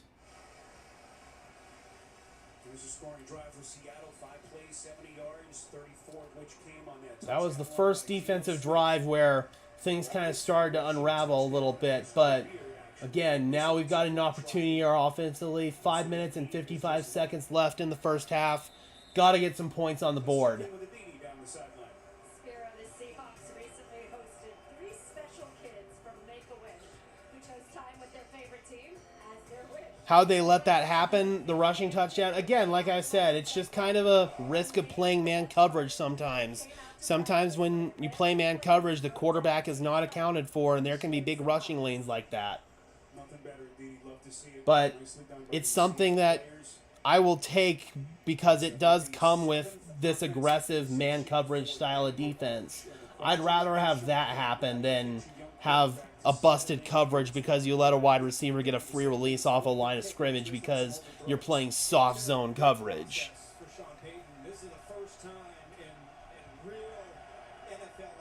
All right, here we go. 1st and 10.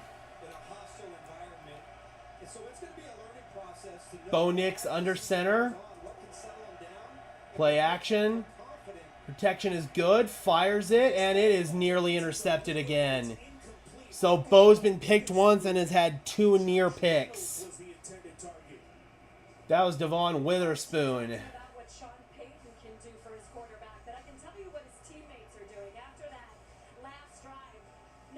So Bo Nix definitely having some jitters and some butterflies here in this first half.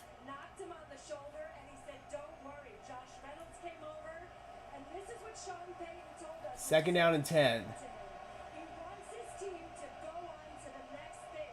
He doesn't want them holding on to anything, and that includes his young quarterback. He keeps saying it. Move on to Greg Dulcich in motion to the right. Swing pass to Jaleel McLaughlin, and he gets tripped up at the line of scrimmage. No gain. 3rd and 10 once again. You can see that they're playing with a lot of confidence right now. And the one thing when you look at their defense from the season ago, they had the most missed tackles of any defense in the National Football. Broncos just 2 for 8 so far on 3rd down conversions. This one, 3rd and long. And whistles, pre-snap penalty. Oh no, Seattle called timeout actually. So Seattle did not like something personnel-wise on defense. So Mike McDonald calls his first timeout. You got to remember though, Maverick, the college game and the NFL game are completely different animals. They're not even close. In college, with the wide open fields, the bigger hashes, things are just going to be a lot more wide open and the schemes just aren't as complex. Again, guys, you got to remember, this is Bo playing in his first NFL game. What game did we have in week 1? It was C.J. Stroud against Mike McDonald's Baltimore defense in game 1. And in that game... And Stroud struggled in that first game against Mike McDonald's defense. I've said it. This is probably the most complicated defensive scheme that Bo Nix is going to face all year long. This scheme can confuse even veteran, experienced quarterbacks. 3rd down and 10.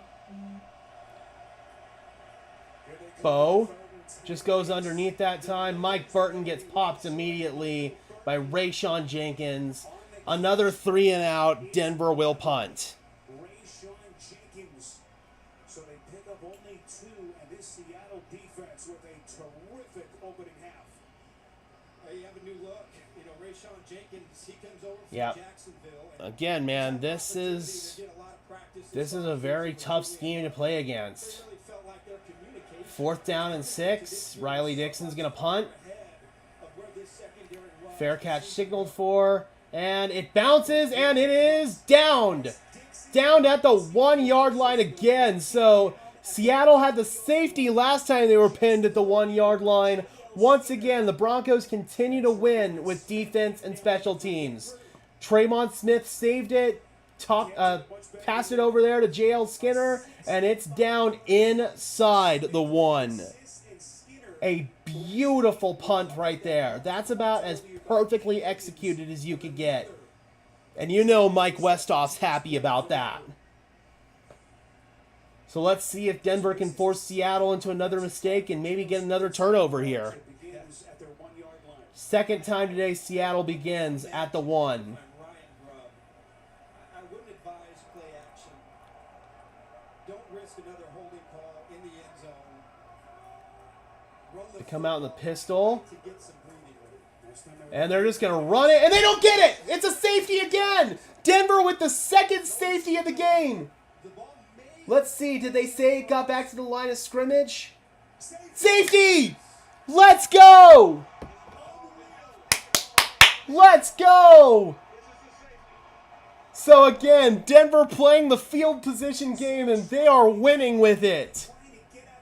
Bro, this has been great coaching from Denver. It really has. the penetration up front. The run defense, bro. Zach Allen gets in there and completely blows up that play. To the inside. I mean, this If you're going to be dealing with growing pains from a rookie quarterback, you need to have good defense and good special teams. And thus far, Denver's had that, and they are ahead once again. 2 safeties in one game. The last time I can remember that happened was Broncos versus Dolphins in 2017 when Denver gave up 2 safeties. One on a high snap, the other one with Isaiah McKenzie doing Isaiah McKenzie things. but this is about as bad as I've seen here to start a season. All right, let's bring in Sloppy execution from Seattle.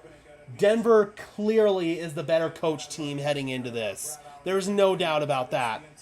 The execution from Denver, again, offensively, it's been shaky from Bo, but defense and special teams, bro. That's how you win football games. Oh, yeah, there's no way he made it out. That's a safety. So here comes another kickoff here. Remember, there's no more safety punt. It's a kickoff now. Here is Marvin Mims. Mims looking for some space, and Mims tackled at about the 36. Senior 26 on the return for Denver. As we play with 4:19 left in this opening half. 4:19 in the opening half. So basically, Seattle's committed 4 turnovers, and 2 of them were 2-point turnovers with the safety. Some doozies today around the NFL. Denver's got to capitalize on it here, and they've got to get a touchdown. A 1-point Denver lead. Couple of teams missed the playoffs last year. It's so good to see that this defense is playing with their hair on fire. Has had a lean on its defense in this first half. Yeah, look at this defense really. All right, Nix is under center. Let's see if Denver wants to try to run the ball. That's exactly what they do, and Seattle was ready for it. As they begin with a 1 Bottled up after a gain of 2, Javonte Williams. And one thing of note, we have not seen Audric Estime on the field since he fumbled the ball. So you get Baker from Miami, Jonathan Hankins, always been known as a huge run stuffer. Jenkins coming over from Jacksonville, and Tyrell Dodson really, got a chance to play last year for Matt Milano in Buffalo. But It is a strange game, Exile. I would definitely agree with you there. for this Seattle defense. 2nd and 8. 2nd and 8. Play action. Bo setting up a screen, and it's blown up. Tripped up at Tripped up at the line of scrimmage. the line of scrimmage, Uchenna Nwosu. Dodson coming Or actually, no, I'm sorry, that was Tyrell Dodson. calling the defense. Free agent addition from the Buffalo Bills for Seattle, bringing up another 3rd down, man. So far. Yeah, 2 new linebackers. Seattle is all over this underneath passing game for Denver. Versatile, a little bit more agile 3rd down and 8. Pressures to be able to play in coverage.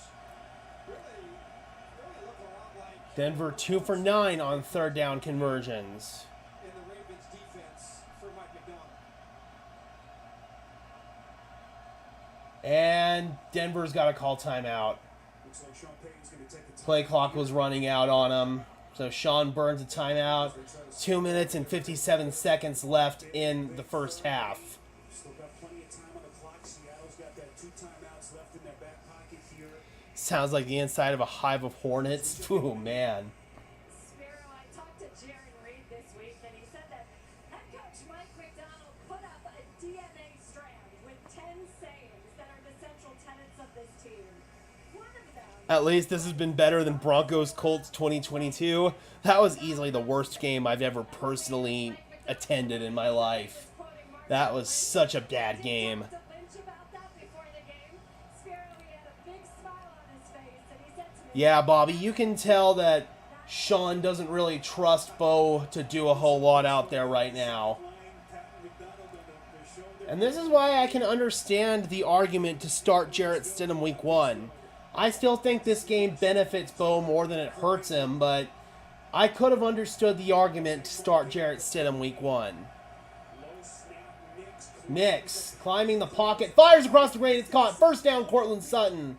Sutton wide open, sat down for it. Nix delivers it to him on the run, and Denver moves the chains. Finally. Really a nice job. Still, though, I'd like to see Bo set his feet and deliver the ball on time in rhythm.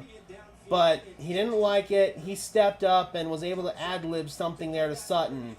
But the pocket's clean. He doesn't have to step up right there. That is a huge third down completion on 3rd and long.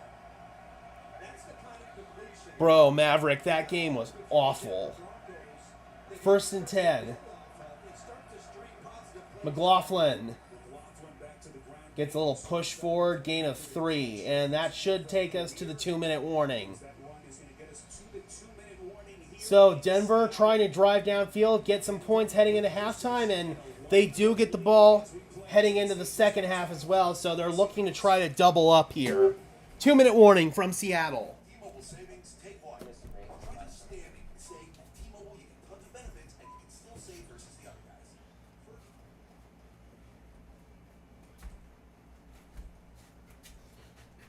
All right, guys, we will be taking a little halftime intermission. So we will be stepping off here for about 10 minutes or so. So take some time to refresh your beverage, go to the bathroom, whatever you guys need to do. And on the other side of halftime, we will be back for second half action, but still got this last 2-minute drill here for the Broncos offense. Bo Nix finally made a nice play there. Hopefully he can continue this drive and not have the way that the last promising drive ended with a turnover. So we'll see, man. Again, so far it's been defense and it's been special teams that's kept Denver in this game. A lot of miscues and bad execution from the Seattle Seahawks. Something that I did not anticipate to see. It's something you never saw in Seattle under Pete Carroll. So, yeah, man, Denver's very fortunate in that regard that Seattle is a young team that's being coached by a rookie head coach.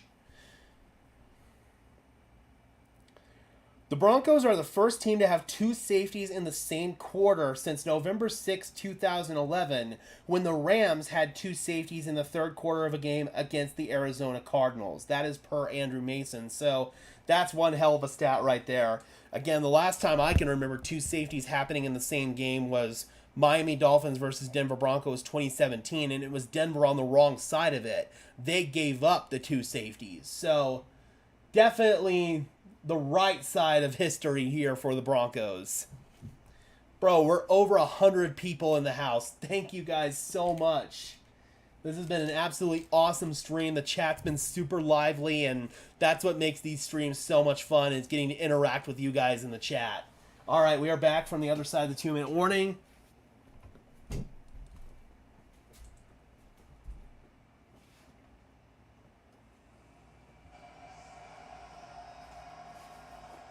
Puget Sound, beautiful 76-degree day to be on the water. As we play with 2 minutes left before halftime. So Denver will All right, take 2 minutes left to go.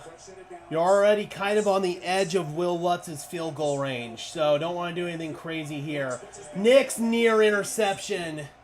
That's his third dropped interception of the game. quite squeeze it for Seattle. Bo Nix has been putting the ball in some dangerous places. By Bo Nix, but that is such a good play by Tried to fire it over the middle, and Tyrell Dotson nearly picked it off. back inside, but again, Mike McDonald in this game, he played a lot of man coverage last year. So now 3rd down and 7. Again, you're kind of on that edge of field goal range right now. But man-to-man coverage. Let's see if Sean wants to go conservative with this here and maybe just a quick throw or maybe a run. Trying to find and throw the ball. Can't take a sack if you're Bo. But so far, it's been working brilliantly. 3rd and 7. Bo, flushed. Throw it away, Bo. Throw it away. Throw it away. No! He went out of bounds behind the line of scrimmage. Oh, Bo. Dude, you gotta throw that ball away. It's in the backfield, or excuse me, there's a back in the backfield, but they're going to blitz Witherspoon off the Yep. edge. And I know This pressure from Seattle has tremendous football. definitely affected Bo Nix. Attack the inside, And now Denver, let's see what they want to do here. I'm leaning towards a punt. and then you end up Yep. with a sack, but another See if you can pin Seattle back deep again. defense too. Again, they didn't play brilliantly. And it takes a bounce at about the 10-yard line. So Riley Dixon on the punt, 37 yards. Yep. As they will angle this one down right around the 10-yard. It has not been good so far, Broncos country. There's no way to beat around the bush. JJ Watt and Coach And Howard you can see Bo starting to get frustrated on the sideline. That's not what you want to see. Sunday of the new NFL season. That's all It's kind of starting to look like the moment might be a little too big for him. We'll see, man. He's got to settle down. He's got to settle down. You never know what you're going to Right now, you are extremely lucky that your defense and special teams are playing this well, because otherwise you'd be losing this game. offensive line. This is an Adam Archuleta type game. 1st and 10. What is that supposed to mean? Mistakes and penalties? Gino in trouble, and he's swallowed up again. He is holding onto the ball way too long. Jonathan Cooper swallowed him up. And is Gino hurt? Is he okay? And Baron Browning there for Denver, a loss of 6. Well, watch the power. It looked like Gino was hurt at the bottom of that pile. I hope he's okay. The things he talks about for edge. Yeah, I had 4, Mark, so not great. You're able to get that bull and turn that into power. He just walks Forsythe back into the backfield. Broncos have been very lucky in this game. Okay, Denver's going to call timeout, Joseph has to be trying to get the ball back here once again before halftime. Bad for Jonathan Cooper. He had 8.5 sacks last season. And Sean's going to need to go into that locker room and try to talk Bo Nix down and try to tell him that he doesn't need to do too much. I know that Davis Webb's on the sideline telling him the exact same thing. Cooper is trying to make sense. But right now, Bo is definitely trying to do too much out there, and it's hurting him. 2nd and 16. Gino's standing in his end zone again. They're just going to call a screen. Walker tackled behind the line of scrimmage. Near the 1-yard line. It's not a safety, but that's at the 1 or the 2 again. Seattle's got to be super careful. I imagine Sean Payton's going to pop another timeout right here. What a play there by, I think that was Cooper. Oh no, it's PJ Locke coming downhill. Really nice job. 3rd down and 18. Let's see if we can get a 3rd safety of the game. I don't think Seattle can afford to drop back and No, they can't. I think Seattle just needs to go as conservative as they can here. better safety in this game. So expect They can't afford any more mistakes. Hey, you'll get a chance again right before halftime. The Broncos I don't know, Robert. tremendous. That's such an anomaly. I don't know. He's going to have a chance here to operate a 2-minute drive inside the 50-yard line. Broncos are going to get good field position here. Hopefully they can come away with points. 3rd and 18, though. Hopefully I didn't speak too soon. I think Seattle's just going to be conservative and run the ball here. They're going to do precisely that. It's Kenneth Walker. And he gets it to about the 11-yard line. Nowhere near the line to gain, and Denver is going to get the ball back with good field position. Picks up 9. And the Broncos are going to get it back with no time. About 30 seconds, no timeout, so you're probably going to be playing for the field goal in that situation. Does Sean Payton want to get here? This will be interesting to see how much confidence he shows in his young quarterback. As Michael Dixon will take his time and punt this one out. Let's see if Seattle Certainly, barring maybe takes a delay of game. No, they wouldn't do that. for a touchdown, they certainly have an opportunity to at They least are get doing that. 3 points before halftime. So now you're going to back up your punter even deeper into the end zone. Okay, no, they took a timeout. They're just trying to drain the clock. So far. Yeah, I saw that too, Gabe, with Cooper. Hopefully he's okay. Well, we all watched that game in Brazil the other night. On Friday night, Sao Paulo, the NFL fans are out there still celebrating that first ever regular season game in South America. Today is actually He does, Kim, but you can't turn your back on Bo now. You've got to go through these growing pains, man. It's going to be hard, but you got to gut through it. efforts to expand the game globally. I was gonna maybe let you If people turn their back on Bo after one game, then Hey man, I don't know. professional broadcaster, That's just me. I can pronounce just about anything. So 4th down and 9. Dixon's going to kick it out of his own end zone. Very touchy today if you've just joined us for Seattle. You know, the muff punt with D. Williams earlier. Michael It's on Dixon. Dixon. And he gets off a beauty. Ooh, good punt. Mims is gonna Fielded by Mims.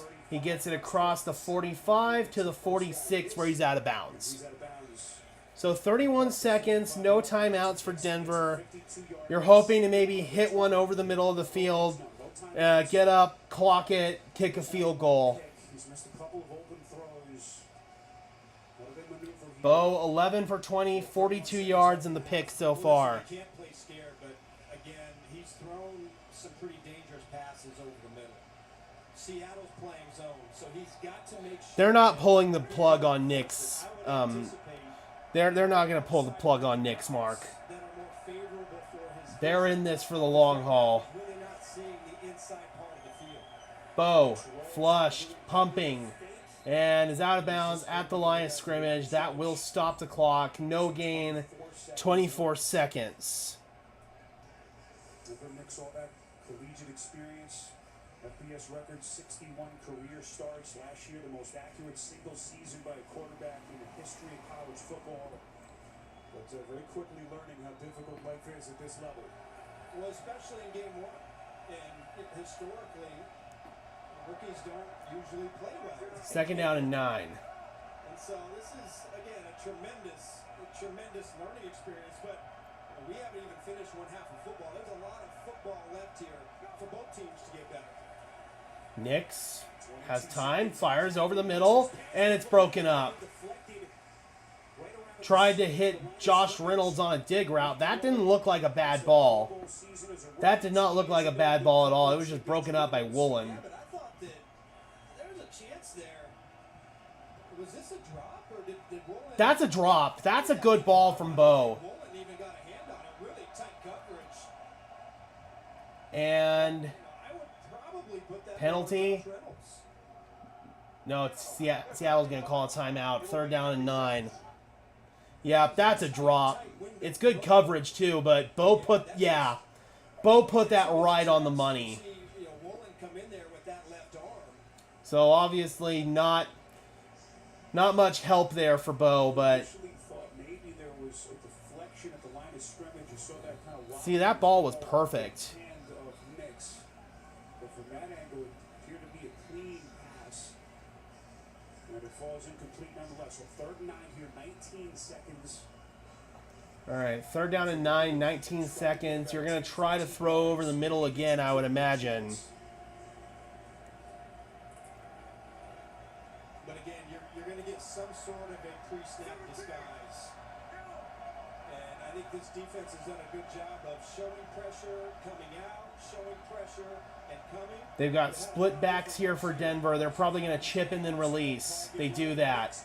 Nix going back shoulder. He's got it. There you go. What a connection. Goes right back to Josh Reynolds. So Reynolds with the drop, and now comes right back and gets a beautiful connection from Bo Nix. Back shoulder. Gets both feet down. Awesome stuff. Broncos well within field goal range now. They've got to be careful here, though. They cannot risk another interception from Bo. If it's not there, just throw it out of the back of the end zone. He's got more than enough arm strength to do that. Yeah, but if it's not there, just throw it in the bleachers.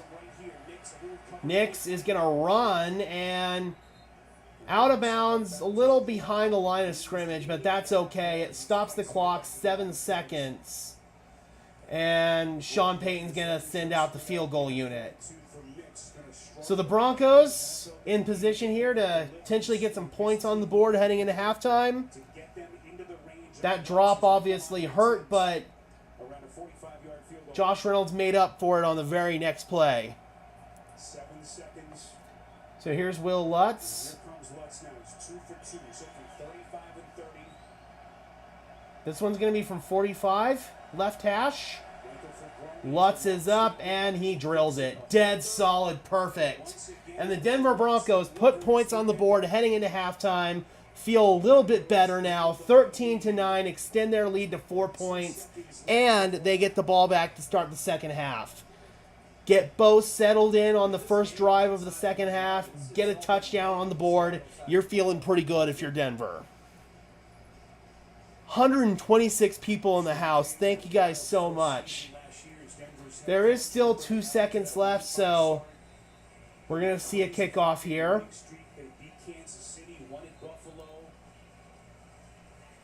Zach Wilson would have struggled against this type of defense with exotic pressure looks. If Bo Nix isn't handling it well, Zach would have crumbled.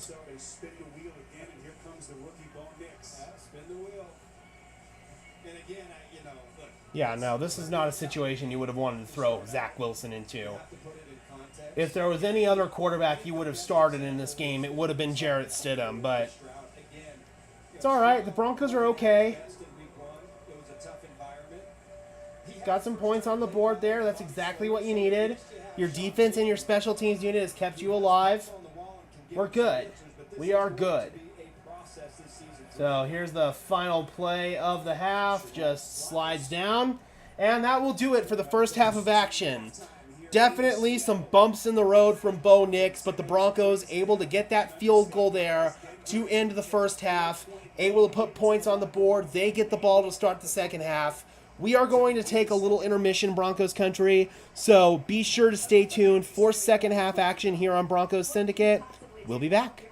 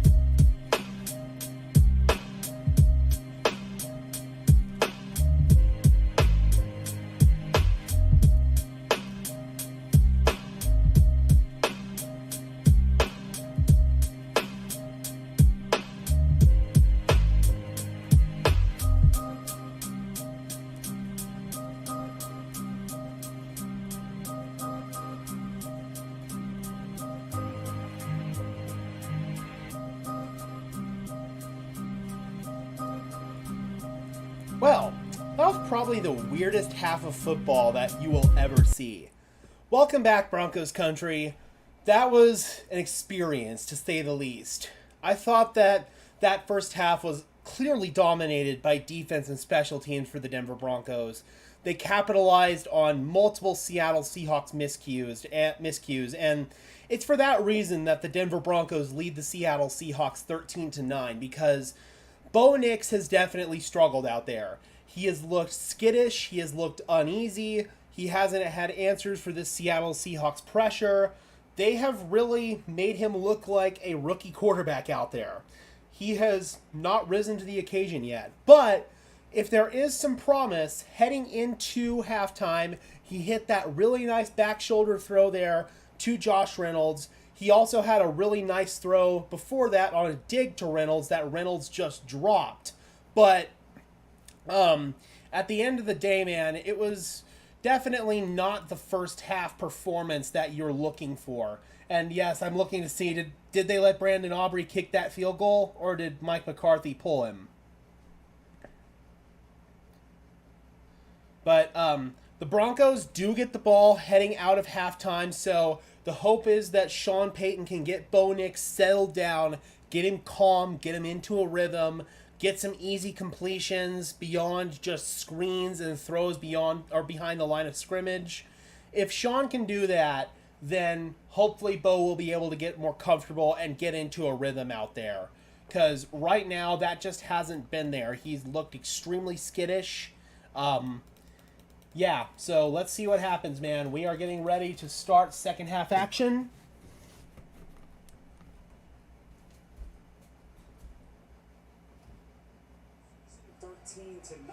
Denver. It will be the Broncos receiving the football to begin the second half. Spiro Diaz out of Marcelletta.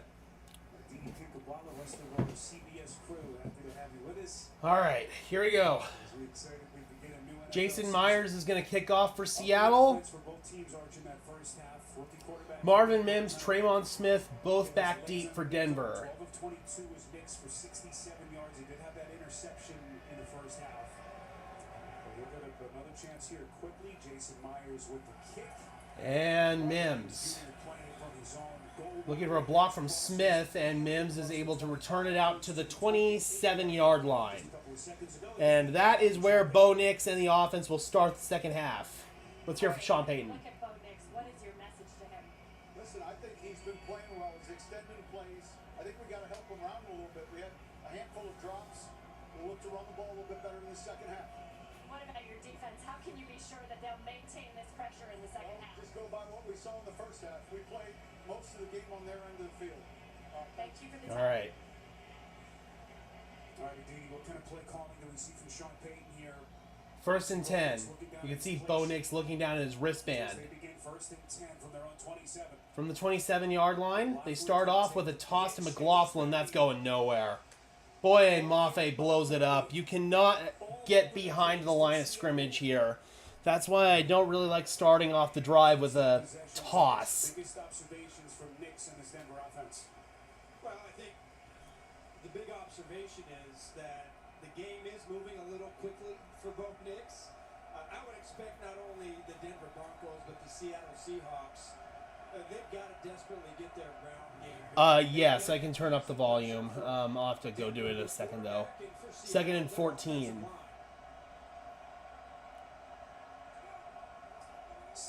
Bo pulls it down, fires incomplete. The pocket started to collapse, and now it's third and long. You know, late in the second quarter, that when you look at Mike McDonald's defense, they've got a heavy zone coverage in this game. 21 times they played zone. Yeah, I did not like that first down play call. Put you behind the chains on first down. Now they face a third down and 14.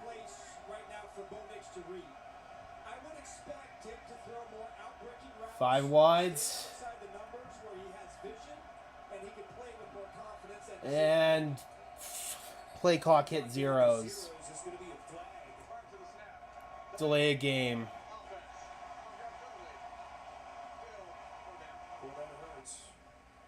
You see, I feel like Zach would not be looking any better out there. He probably would have been about as bad, honestly. Oh, Josh Reynolds limped off. That's not good. Yeah, and he's walking with a heavy gimp. 3rd and 19 now. Too many penalties. Hi, kitty. 3rd and 19. And they're just going to set up a screen, and it is sniffed out from McLaughlin behind the line of scrimmage. 4th down, another Denver punt, and you can thank that bad 1st down play call for that. I don't think Sean's doing a very good job of helping Bo out in this game. I really don't. Too many screens, too many passes called behind the line of scrimmage. I do think the play calling could be better. Riley Dixon uncorks one. Fair caught at the 39-yard line. D. Williams. 42-yard punt. Much of the same from this Broncos offense to start off. At Burger King, we flame grill our burgers. Why? Because that's how it should be done. Hot, juicy, smoky.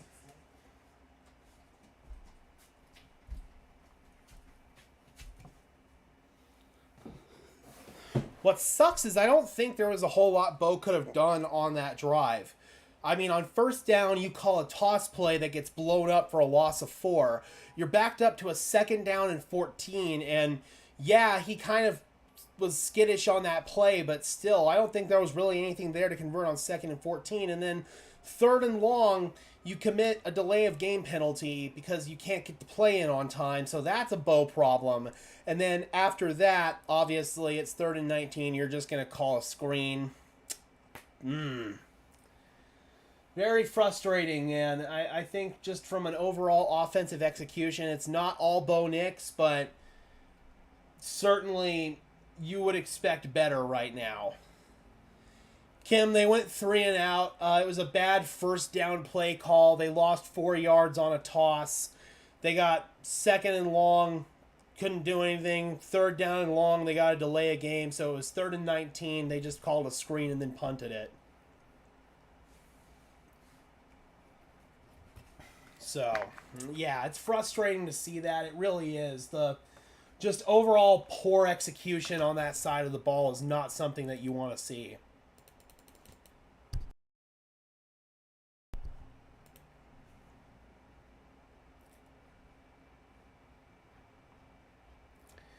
And just like I kind of tried to say in my game preview, that these exotic defensive looks were going to be one of the toughest challenges Bo Nix would face this entire season.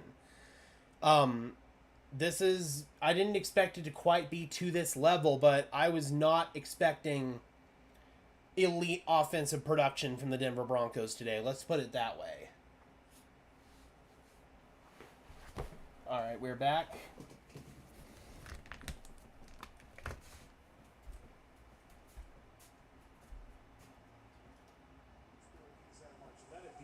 Working the sidelines for us.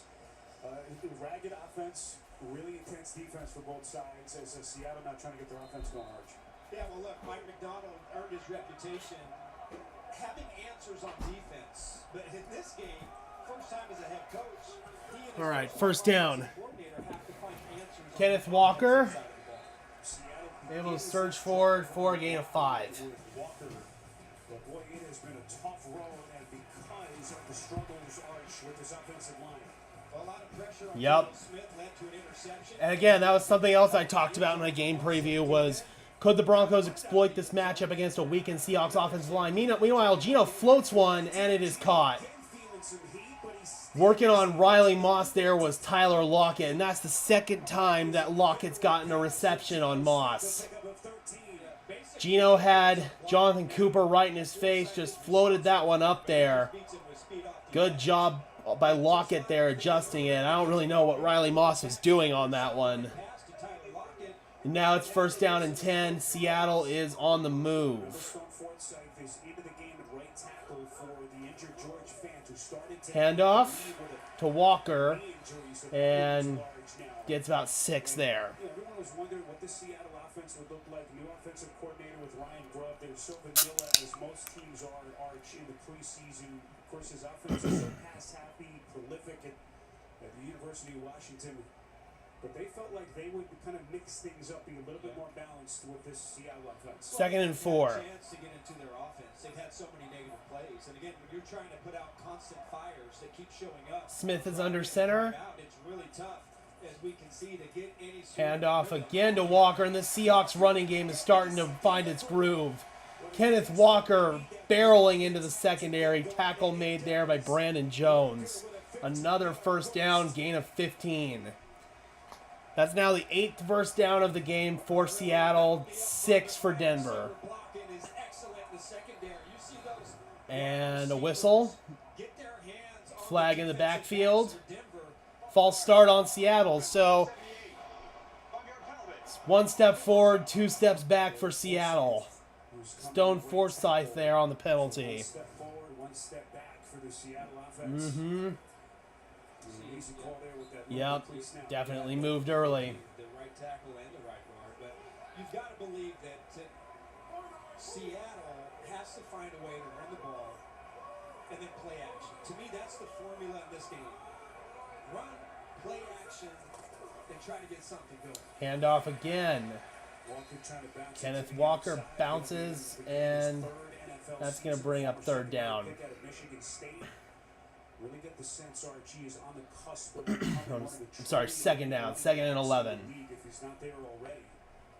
First 30 career games, nearly 2,000 rushing yards for him, 18 total touchdowns as he gears up for year 3 in the league. And he's the big play back, and playing defense against a back like him, you've got to protect the edges. So many times when he's able to find that edge and get to the sideline. 2nd and 11, they run it again, and Walker breaking free. Kenneth Walker diving into the end zone. Touchdown, Seattle.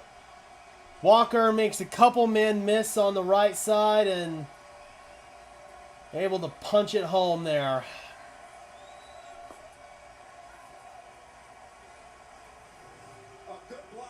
So a couple of drives now defensively where you've kind of crumbled a little bit, but that's what happens when your offense doesn't give you a whole lot of help. Alex Singleton with a missed tackle, Riley Moss with a missed tackle, and easy touchdown there for Kenneth Walker.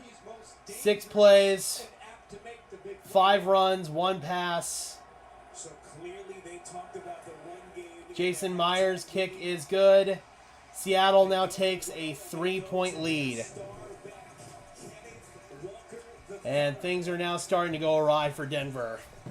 20-40 yard sprint into the end zone, and we got a brand new game in Seattle.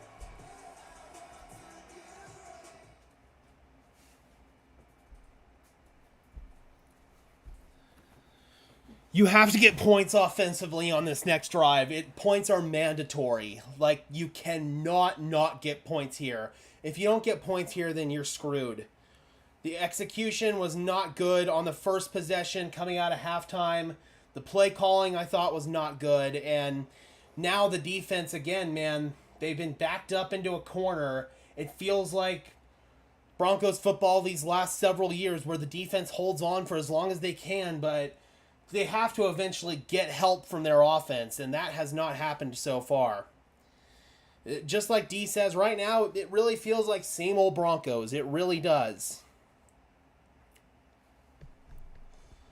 So you've got to be able to get some points on the board here, even if it's just a field goal to tie it up. If you don't get points here, if you get another 3 and out on this drive, then you're going to be in trouble.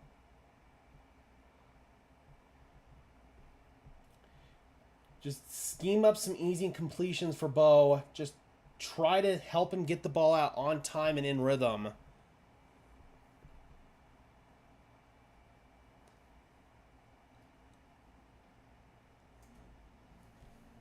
Look, man, the execution just has to be better. It has to.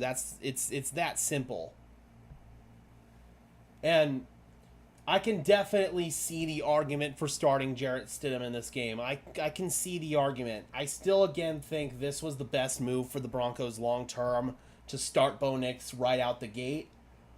But it does seem like this defensive scheme is giving him a lot of fits. A lot of fits.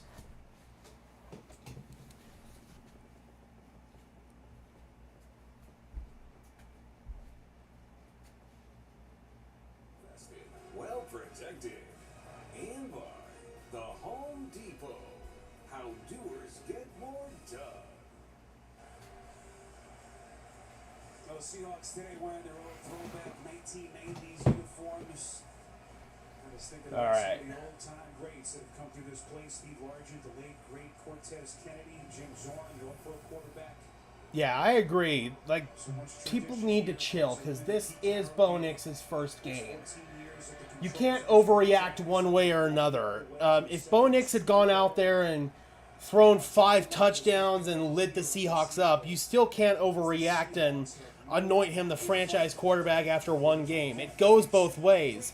He goes out there and struggles in his debut.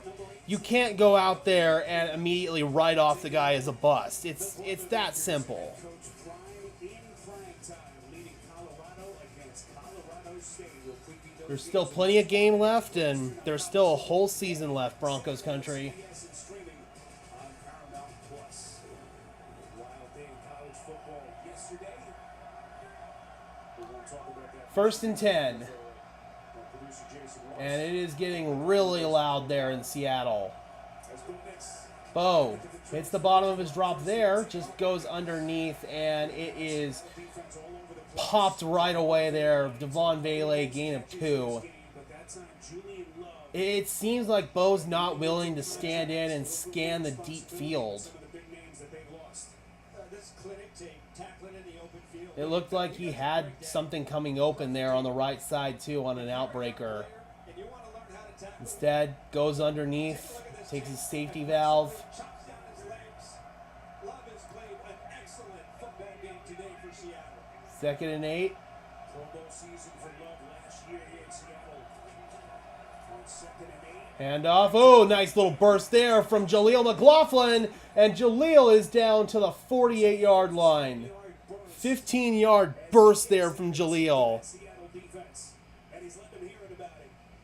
Really, you call this play duo, 2 double teams. Yes, Bo has thrown 1 pick, and to be honest, he's thrown 4 near interceptions as well. Able to just sprint to get into that secondary. Really, touchdown saving tackle back there for Julian Love, but I think both coaches, Mike McDaniel, his football. 1st and 10. On that last drive, Jaleel gives the offense a little bit of a spark there.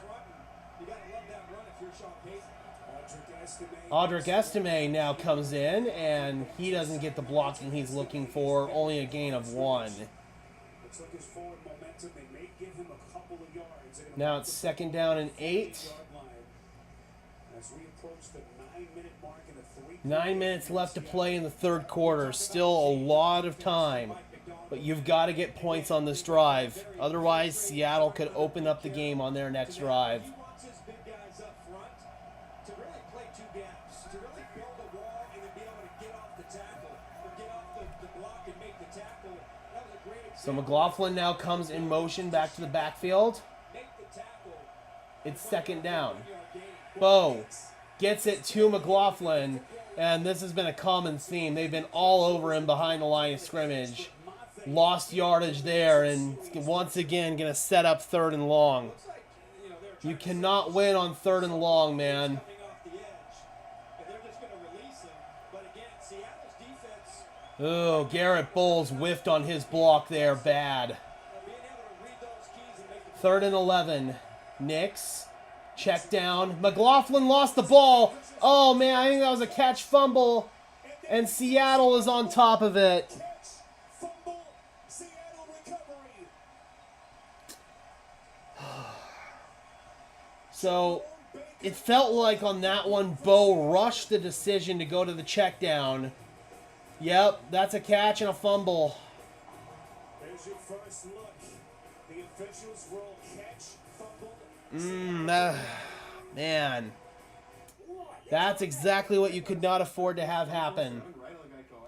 That's it, man. That really feels like, unless the Seahawks make another big mistake, man, that was your opportunity. Very frustrating, man. Very frustrating.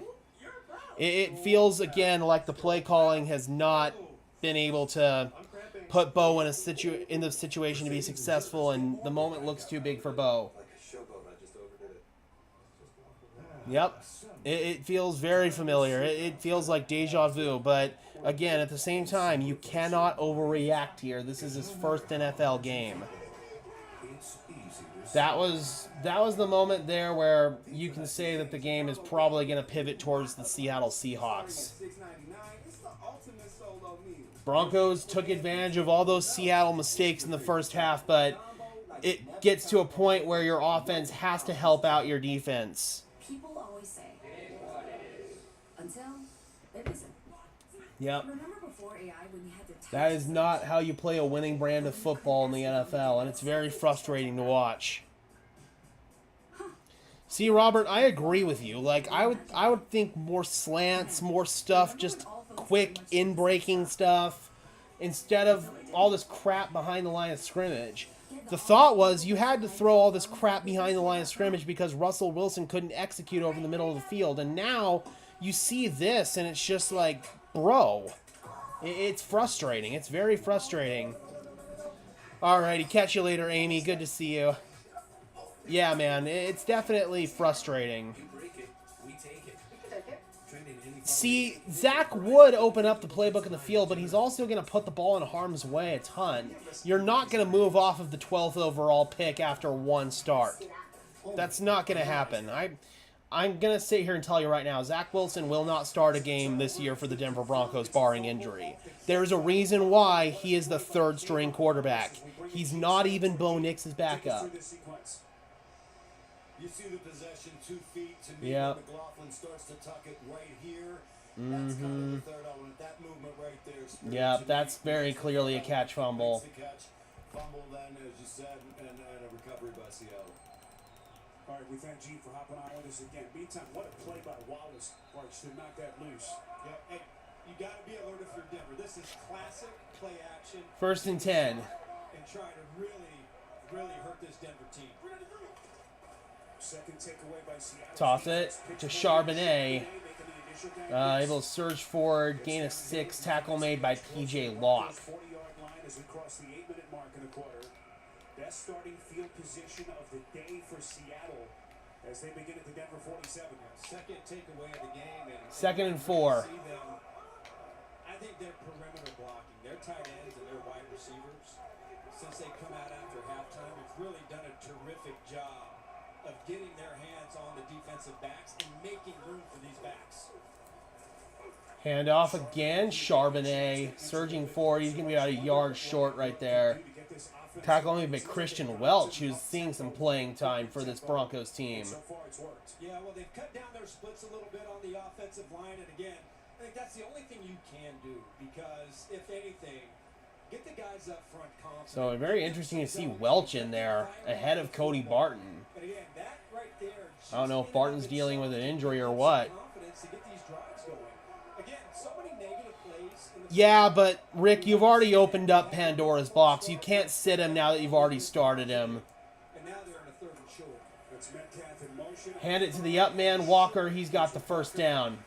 And that's going to be a Seattle first down. Looks like some join there at the end of Yeah, at this point, you've already started Bo. You can't sit him. That's just a one-way ticket to wrecking the kid's confidence. Offensive line firing off the football. You see excellent perimeter blocking by the wide receivers and the tight ends. And At this again, point, you got to rock with him. to get a step on the corner. 9 times out of 10, he's going to take it to the house. Walker, the early 2nd-round pick out of Michigan State back in 22. Sensational first 2+ years it's been for 1st and 10. Smith fires. Ooh, nearly intercepted, but there's a flag. Jaquan McMillan's going to get called for PI. Was there in the coverage. See, again, the moment that the Broncos made the decision to start Bo Nix, they accepted that they were going to live with these rookie mistakes. They knew what they were in for. They knew. And I did too, and I accepted it. So the question is, did he push him before the ball was thrown? And see, that's why you can't sit here after one game and just freak out. No, it hasn't been good. It hasn't. I'm not going to sit here and sugarcoat that. But, again, it's one game. This is his rookie season. Rick, sitting and learning's healthy, but not after he already had a strong camp and was already named the starter and named a team captain. At that rate, if you sit him, you're killing his confidence.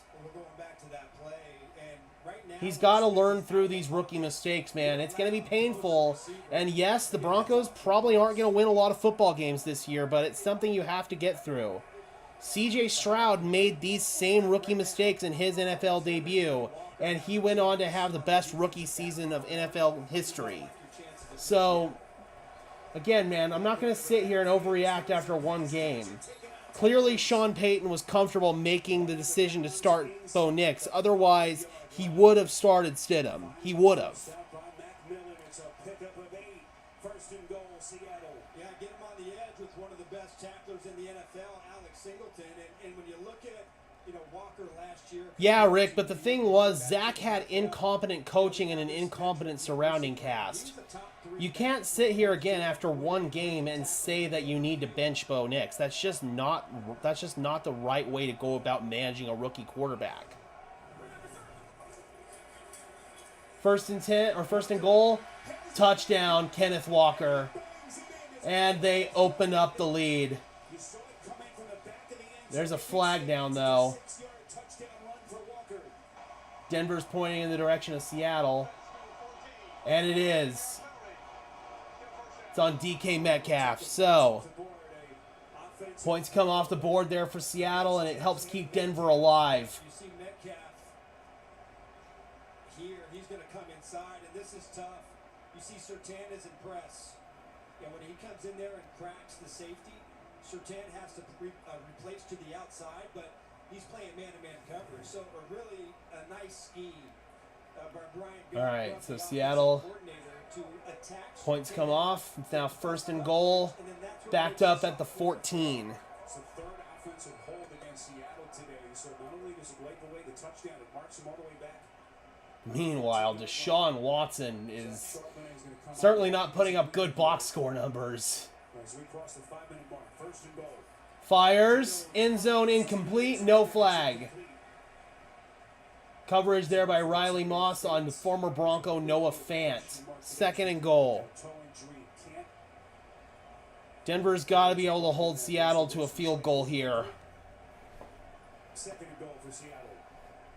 Fant, the sole player that went over to Seattle in the Russell Wilson trade, still there in Seattle. Alluded to in his chat with Aditi there, just going into the halftime locker room. Trying to get their offense recalibrated with all the offensive line struggles. Second and goal. Handoff. Walker. Stiff arm, and he is going to get back to the 10-yard line. Bring up a third down and goal. Baron Browning makes the tackle. I gotta say, man, Baron Browning with the number 5 and the long sleeves, it gives me Randy Gregory vibes. It really does. At least ditch the long sleeves, dude. It'll be less Randy Gregory-like. Meanwhile, Geno in trouble. Geno just tries to get it to his check down, Kenneth Walker, and it's incomplete. And the Broncos do exactly what they needed to do. They hold Seattle to a field goal attempt, keeping their hopes somewhat alive. He has been a monster today, and this time he lines up on the left side of the defensive line, but he has had a day. Totally understandable, Tony. Underproduction on the offensive side of the ball has been a common theme in Denver for years. I get it. I get it. It's just you've got to be patient with this. You're developing a rookie quarterback, and I got to be honest, sometimes that can be a nasty business. But the results at the end are worth it. Let's just hope that's the case here with Bo. All right, so field goal is good from Jason Myers, extending the Seattle lead. to 19-13. So Denver's still well within reach here of this game. So as much as we're talking about it's all doom and gloom here, the Broncos still very much have a chance to win this game. Bo Nix has a chance to get settled down, make some plays. Sean Payton needs to put him in a position to do so. Yeah, man, this is going to be a moment where we find out a lot about what this team is made of. Still 4 minutes left to play in the third quarter. There's a lot of football left. So we'll see, man. This is going to be a big test. And again, we're going to see what this team is made of. Credit where it's due to the Seattle Seahawks for overcoming their own mistakes, but Denver hasn't been able to capitalize on all of them. For a limited time, Subway just dropped the price of every footlong in the app to $6.99. Wait, Subway did what? $6.99 footlongs? Yep, says right here, $6.99 for any footlong. Get this deal in the Subway app now. Yep, this is the time, man. This is the opportunity where Bo needs to step up. Saved hundreds. With the money I saved, I thought I'd get a wax figure myself. Cool, right? Yeah, he's called too many passes behind the line of scrimmage, and that's a problem for me. It's just nice to know. Years after I'm gone. And my cat just threw up. That's fantastic. I'll have to deal with that later. No. Only pay for what you need. Aaron, I don't know for sure if guys aren't getting open downfield. The only way we'll know that is by watching the All-22. But based on Bo Nix's movements in the pocket, I think he's just getting a little skittish. But again, that's something that will be better answered once I get a look at the All-22 tomorrow. CBS is sponsored by Liberty Mutual Insurance. Only pay for what you need. Yeah, Daniel, this might be a time to dial up a deep one for Mims. New $3 footlong dippers. Because right now, Seattle's keying in on pretty much everything underneath. This might be the time to hit them over the top with something deep. Seattle, one of the great American cities, one of the They did have a couple of throws downfield where they were just dropped. Bo put them on time. Seattle lead on this opening Sunday of a brand new NFL season. We are excited to have you with us here at Lumen Field. Spiro Ditas, Anna Marcelletta, Didi Kikabala, rest of our CBS crew. Jason Rosso, producer, Mark Renard, director. All right, here's the kickoff, and taking a knee in the end zone is Marvin Mims, and that'll come out to the 30-yard line. So second half possession for the Broncos. First one was a punt. Second one ended in a Jaleel McLaughlin fumble. They started to get something going in that second drive. Of course, you had the fumble. You know, but they Sean Payton with a very long-winded play call here. But again, credit Seattle's defense every time. First down and 10 now from the 30. Defense have really stepped up and have allowed their offense to kind of stick with it to finally get on track. Handoff. First down. Back to his one game here with Getting McLaughlin. maybe a yard there is Jaleel. So to give his back a chance to turn the I will say Jaleel has been underwhelming today. with a long visit with Sean Second down and 9. yesterday, just what this process has been like with the rookie quarterback getting this roster where he wanted it to be after the disheartening finish to last season, his first in Denver. Jaleel's had 8 carries for just 29 yards in this game and hasn't been much better in the receiving game either. Early in the season, they got a chance. Nix, Bo goes underneath. Quick sit route. Caught. Devon Vele setting up third down and about 4. I keep saying it. I'm so impressed Make it 3rd and 5. Gain of 4 on that last pass. because even if Nix gets it out and he makes a completion, this defense. He's trying to play Bo like Drew Brees, let Bo be Bo.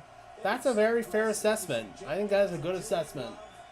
Just short tacklers and making Denver work for Because every yard that they Bo isn't Drew Brees. He's not.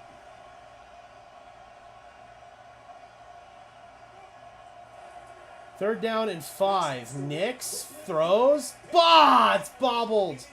Incomplete. Looking for a flag and not getting it is Sutton. Sutton's pissed. Trey Brown broke it up there. It was on a slant. This is press coverage. Really nice. Yeah, technique. it's hard to... Oh! Trying to get Yo! it looked like Sutton's right. net fight there, but it looked like Sutton wasn't even able to make a play on that football. No, he wasn't. That was a missed call by the officials, dude. 6-3 now. I don't really like throwing a slant against press coverage. That's just me, but Tremont Smith unable to that's 100% pass interference. That was a missed call by the refs, and that was a have a chance to build big-time momentum swinger, too. Damn, dude. So an That should have definitely been a flag. debut for Ryan That hurts. That one hurts. to the NFL. You can't challenge that, Robert. You're not able to challenge those. So far, so good in this third quarter for Seattle.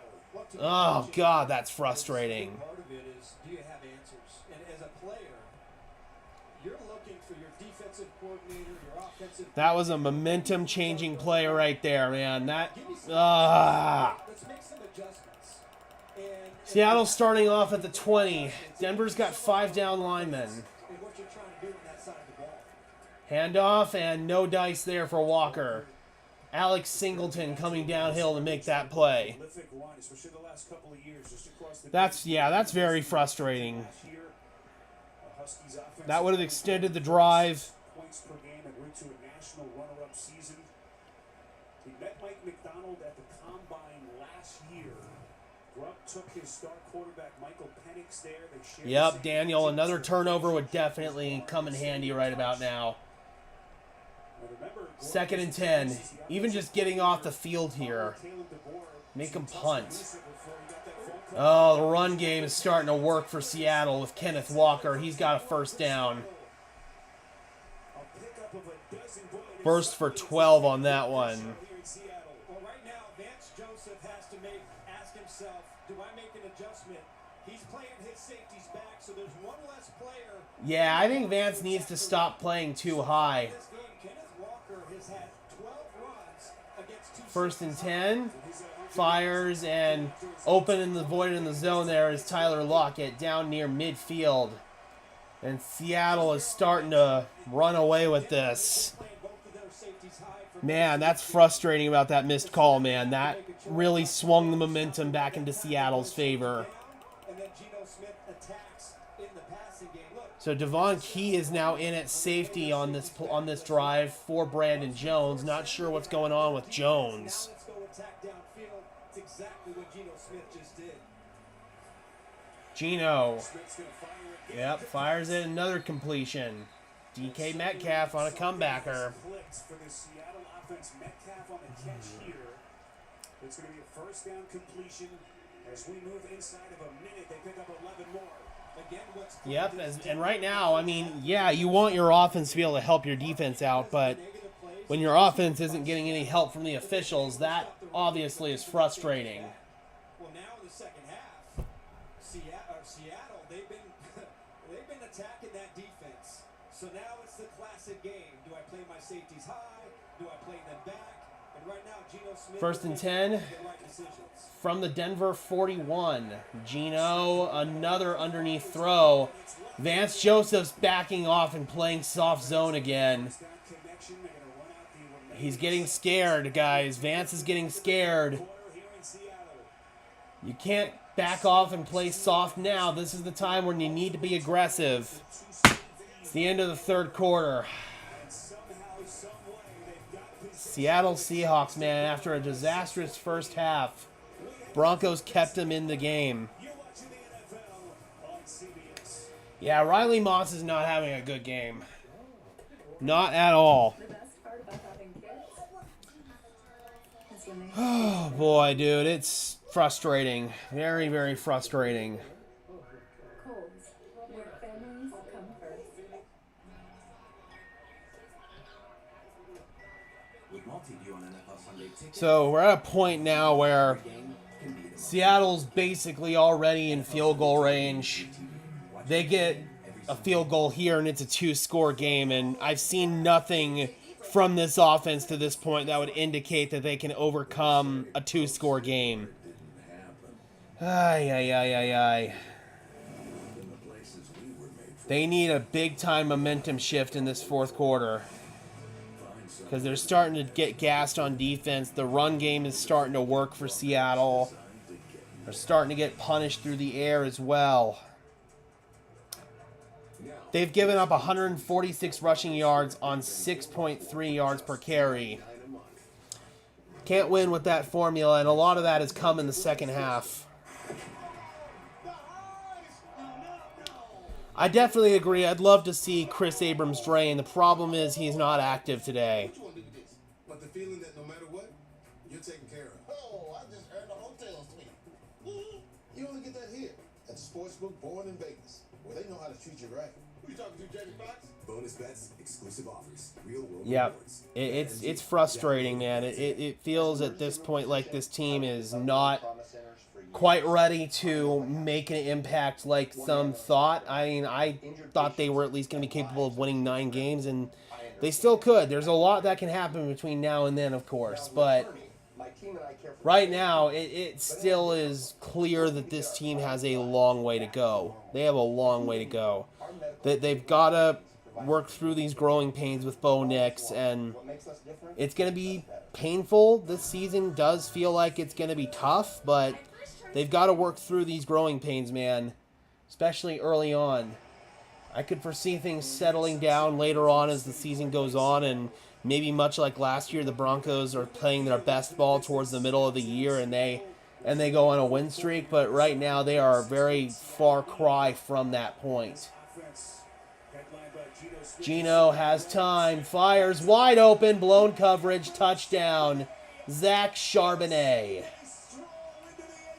got behind Alex Singleton on that one. Singleton is looking around just dazed and confused. And Seattle starts to pour it on. Sean Payton is frustrated. 6-play drive, 80 yards, 30-yard touchdown catch, and that is ball game. Yep. This team has a long way to go. Extra point is good. Seattle extends their lead now to 13. Broncos need a massive fourth quarter. Mark, here's the thing, though. You could have sat Nix, but at the end of the day, playing him, letting him get these kinks out and these rookie growing pains out is going to be the best thing for him long term. He doesn't have an elite veteran to sit behind. He doesn't even have an Alex Smith level veteran to sit behind.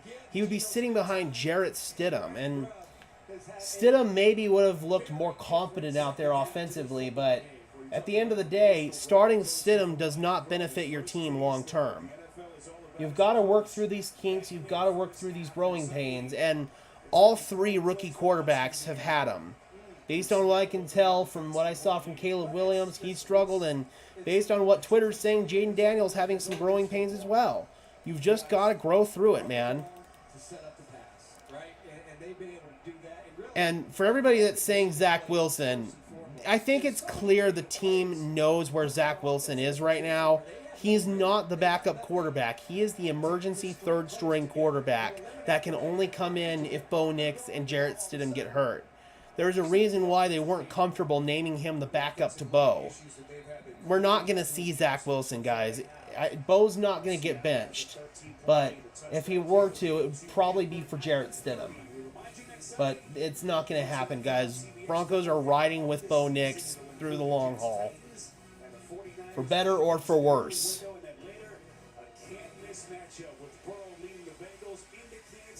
Yes, Mark, he is. He's in uniform, but again, he can only come into the game if Bo Nix and Bo Nix and Jarrett Stidham both get hurt, not benched, hurt.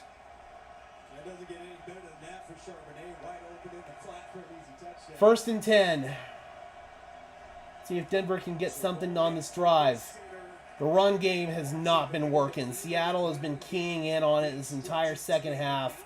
Javonte Williams stuffed at the line of scrimmage.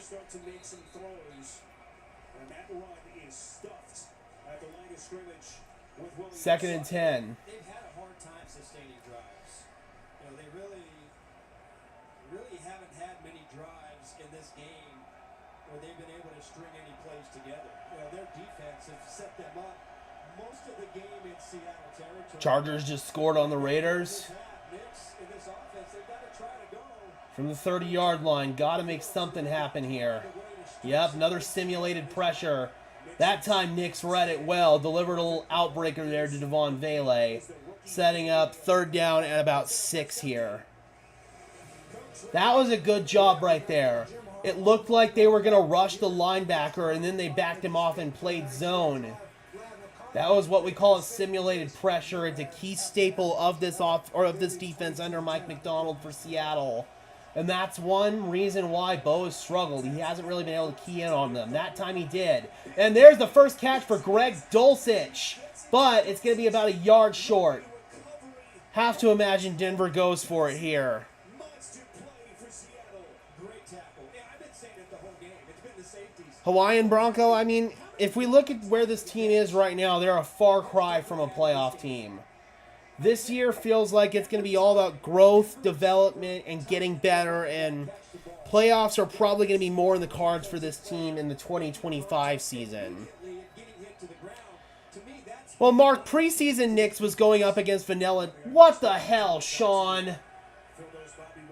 Why are you punting that? Dude, you've got to go for that, dude. That feels like Sean Payton waving the white flag right there. It really does. Bro, why the hell do you punt that? I gotta be honest, man. Some of the play calling and some of the game management from Sean Payton in this game has been suspect. So what about $574 for switching your home insurance? Has Tim Patrick been activated for the Lions tonight? I don't think they promoted him, no. They would have had to have done that a couple of days ago, or at least yesterday, I believe. And they didn't do that. So, I don't know what the hell's going on with Vance Joseph right here, because in the first half he was playing aggressive, physical, he was playing press, he was blitzing, and now he's going back to playing scared, soft, squishy zone. What's in your wallet? Football season already and not a satellite dish in sight. So, and another problem is the Broncos have not had any production after the catch from their wide receivers. It's clear that the Broncos have a subpar core of weapons, and yes, Tim Patrick would have helped, but it wouldn't have been like significantly better if Tim Patrick were there. Again, it would have helped, but this team needs a true alpha #1 receiver, and they don't have it. Save up to 60% on mattresses. Plus, get a Macy's gift card worth up to $300 with your select luxury mattress purchase today at Macy's. I'm not going to sit here and overreact to anything yet, D. I'm not going to sit here and say that Sean Payton doesn't know how to call plays, but I will sit here to say that today he has not put his defense or his offense in a position to be successful. I will definitely say that, but Bo Nix also looks like the moment is not quite, or is... What's in your wallet? And by DirecTV. I have no clue what the logic was there in punting. I really don't. Maybe you're trying to shorten the field and see if your defense can get another score for you? Like, I don't know why Sean punted right there. 13-minute mark, fourth quarter. A new era here in Seattle. The new head coach, Mike McDonald. Toss. Walker and C. That's why you don't call a toss on first down. It gets blown up in the backfield. Denver read that one beautifully. How Seattle offensive coordinator Ryan Grubb has so much respect for Geno Smith. He said there's so much work Geno has put in his career before I ever even shook his hand. But I think the big thing that really stuck out is how he believes. Second down and 9, 12 and a half left to play in the fourth. Is indeed ahead of him. Broncos down by I 13. got stronger this offseason. I got more accurate, and he still thinks. And that's not second and 9. They blew him up in the backfield. That's more like second and 15. Geno Fires it. Comeback route. And Tyler Lockett. Once again, man, Denver needs to stop playing zone coverage. You're giving them up free and easy yards underneath. Absolutely terrible. And Smith was under siege. That one drive where he hit Lockett and then he hit Metcalf on the play action and then when he took off on the 36-yard run.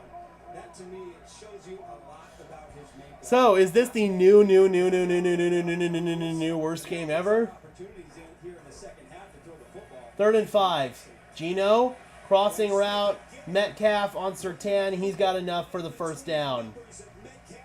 And now Seattle can start playing the clock draining game here. Oh, and Metcalf a little shaken up. There you go. That time you were at least playing press man, and Seattle exploited it with a crossing route that time.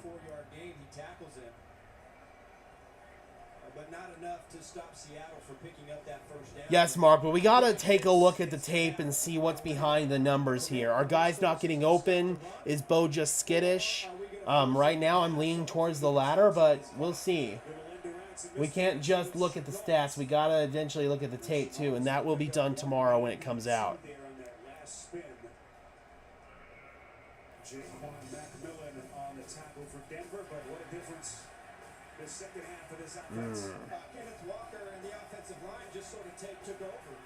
Yep, Bo Nix looked like a rookie playing in his first NFL game against a very exotic defense that gives a lot of tough looks and confuses even the most veteran of quarterbacks. So you have to grade this on that curve too. Bo was going up against vanilla defenses in the preseason. Now, what can't keep happening here is getting gashed in the run game. The Broncos' run defense was lights out in the first half, and now they're just getting gashed. It feels like Vance Joseph is starting to play soft again, man, and it's not good. But again, I said this in my game preview video. This defense is probably going to be one of the toughest challenges that Bo Nix faces all year. And then you combine that with the crowd noise there in Seattle. Absolutely difficult. 3rd and 1. There you go. Good tackle in the backfield. That is really good defense. That's exactly what you needed right there. Vance Joseph's unit rises to task. And Mark, we'll see if this is a pattern in all of the games moving forward or if this is just an anomaly in this game going up against a really exotic defensive scheme. I don't know what the answer is right now. I really don't. We're going to find out as time goes on for sure. Here's Michael Dixon ready to punt it away. Denver's still hanging around a little bit here, man. One more score for Seattle, it's over. Here's Mims, he's tackled, tripped up. What a play. Good open field tackle right there by Seattle. 50-yard punt by Dixon, and they get only 4 return. Can't do it much better than that. Yeah, that's a great open field tackle. See, I had the Broncos starting off the season rough and then getting better as the season goes on, and there's still a strong chance that that happens. It's just right now, got to go through these growing pains, man. It's difficult. But again, like I said, sometimes developing a rookie quarterback is a nasty business. But here's the thing, though, Hawaiian. The Steelers' defense, you kind of know straightforward what you're going to get with them. You're not going to get a whole lot of exotic looks. You're just going to get a lot of straight-up man coverage. Not too many simulated pressures like you're getting here with Seattle. What this defense for Seattle is so good at is making you see one thing and then actually doing a completely opposite thing. That is why the Seattle defense, and it's other teams too. Miami's running this scheme. Tennessee's running it. Baltimore's running it. The Chargers are running it. That's the brilliance of the scheme, and the architect of it is Mike McDonald. So he's the guy who I anticipate will execute it better than anybody else. It's just like Vic Fangio. So this scheme is not one that's friendly to a rookie quarterback at all. The Steelers scheme, yes, they've got good players on their defense, but it's more straightforward. You know what you're going to get from them based on their look at the line of scrimmage. It's much less confusing, and Bo, I feel like, is going to have more answers to beat that style of defense, again, rather than this complex and exotic one that Seattle is running. It's too soon to be voting off strong players. I'm out here to be a savage. I will still say, though, that I did not anticipate it being quite this rough. Days to get it done. The Summit. Special sneak peek of the premiere episode September 29th on CBS and streaming on Paramount Plus. Reminder coming up after the game, time permitting, the State Farm postgame show comes your way. The latest NFL scores and highlights. So coming up on the State Farm postgame show. A number of rookie quarterbacks making their All right. news today. So, Caleb Williams, 14 for 29, 93 yards. The Bears did win the game mostly because Will Levis completely threw it away. Jaden Daniels probably looking like the best one in the bunch so far. Over the middle there, that's a good completion. Gain of 5, Devon Bailey, little sit route. It's been a lot of short stuff, a lot of sit routes. Broncos, it looks like, are going with a little bit of up-tempo here. You don't have to go hurry up, but a little up-tempo. See if they can get that to work. Nix goes outside. First down, spinning for more yards there is Devon Bailey. So there we go, back-to-back connections for Bo Nix. Moving the ball, first down. Looks like they're going to huddle up here on first down. Clock ticking inside 8 minutes. Still plenty of time. Interestingly, it's been Bailey kind of his number one target so far. Well, if you're going off what we saw in camp, man, Bo and Bailey hooked up a lot in camp, so I'm not really surprised by that. 7.5 left to play. Play action. Nix looking downfield, fires over the middle, and it's dead. He skunked that one. Leonard Williams had a hit. Oh, there's a flag in the backfield. Leonard Williams isn't happy. This might be roughing the passer. Looked like the hit there on Bo affected the throw. It's a lengthy discussion with the officials here, so let's see.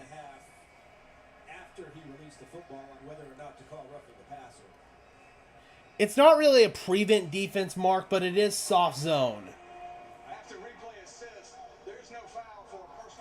Oh, gosh. I will say I do appreciate the replay officials coming in being able to help make that determination. That would have helped Denver significantly. 2nd and 10.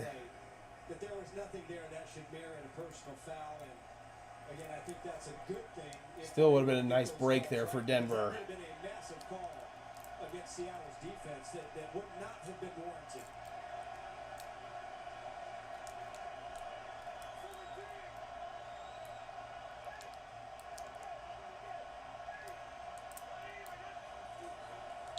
Toss it.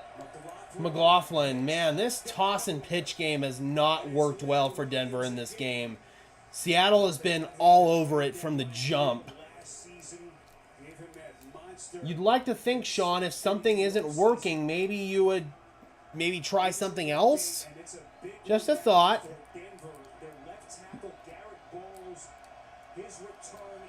Oh. Matt Parrott now in at left tackle. Coming over in free agency from the Giants is in at left tackle.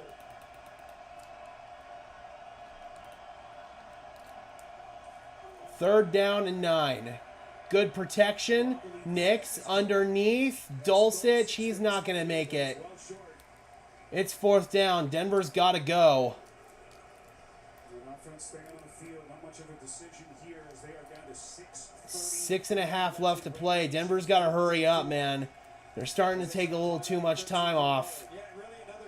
They do have all 3 of their timeouts, so they're hoping that they can get the ball back that way.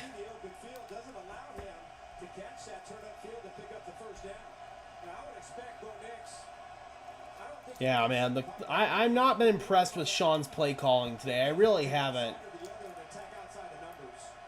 Bo fires, caught. First down. Into traffic, Josh Reynolds.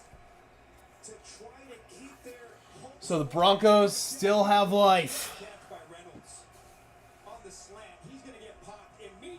Oh, man, Reynolds got drilled after that. First and 10. Nix, good protection. Fires. Oh, no flag. Damn it. It looked like Woolen and Sutton got tangled up. Cortland's not really calling for a flag, so must have been a good no call. Yeah, they just kind of got tangled up with each other. Last year, 80% of his catches in Detroit went for first down. So he has been one of those receivers in the NFL that has been able to... All right, 2nd and 10. Clock stopped at 5:37. Denver just on the Seattle side of midfield.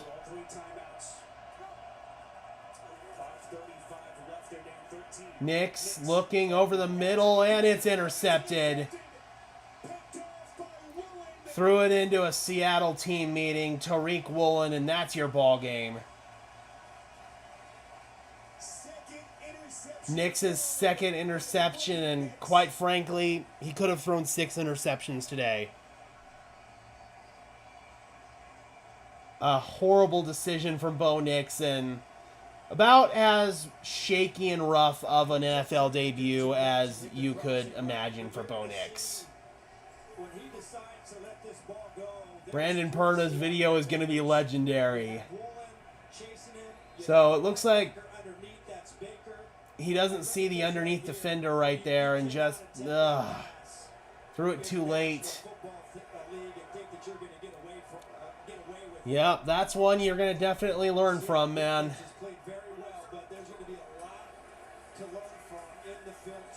Here's Charbonnet, tackled right at the line. He got popped.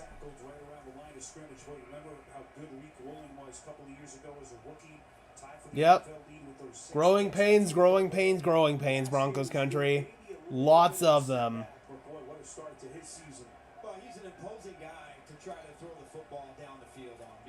This is going to be one where the film is going to be heavily studied and scrutinized in that building.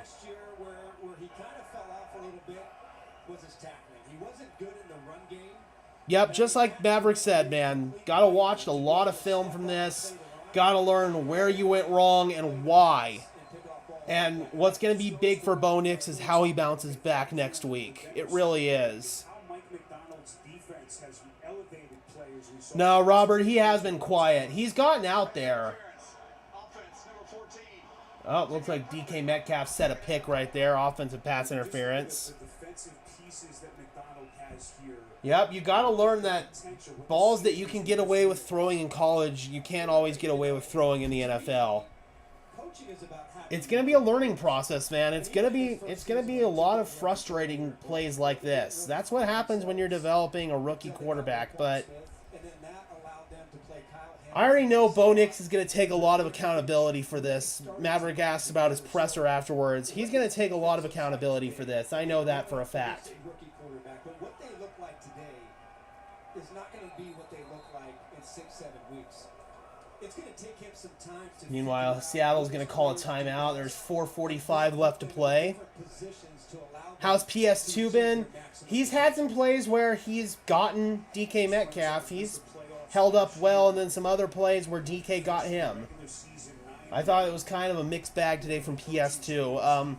Riley Moss, I thought, struggled today, especially with Tyler Lockett. This was the guy that John Schneider wanted. Oh, yeah, Robert, you know Nix is going to be up on that podium. It's on me. I've got to be better, all of that stuff. And with Nix, I know he's actually going to put that to work, and he's actually going to dedicate time in the classroom, and same thing with Davis Webb. Davis Webb's going to dive deep into this film and determine where things went wrong and why.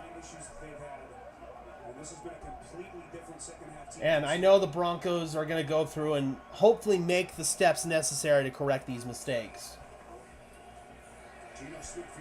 If not, then it's going to be a long season. Meanwhile, 3rd and 19. Baron Browning still applying pressure.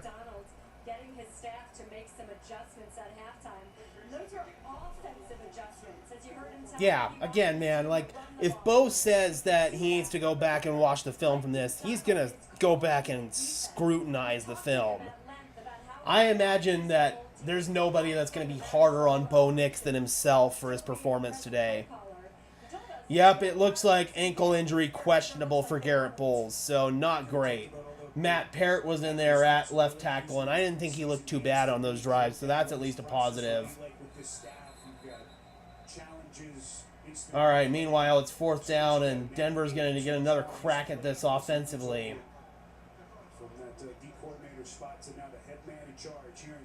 Denver calls timeout, 4:37 left. Sean Payton's trying to preserve as much time as possible, but I would have probably saved my timeouts right there. It's a 2-score game. You're going to need to get the ball back. 1 timeout I can get away. You can probably get away with burning because of the 2-minute warning. Excellent job up front. The secondary has been all over the field. I agree, Rodney. The Broncos have to invest in offensive tackle, and they also are going to have to invest in wide receiver.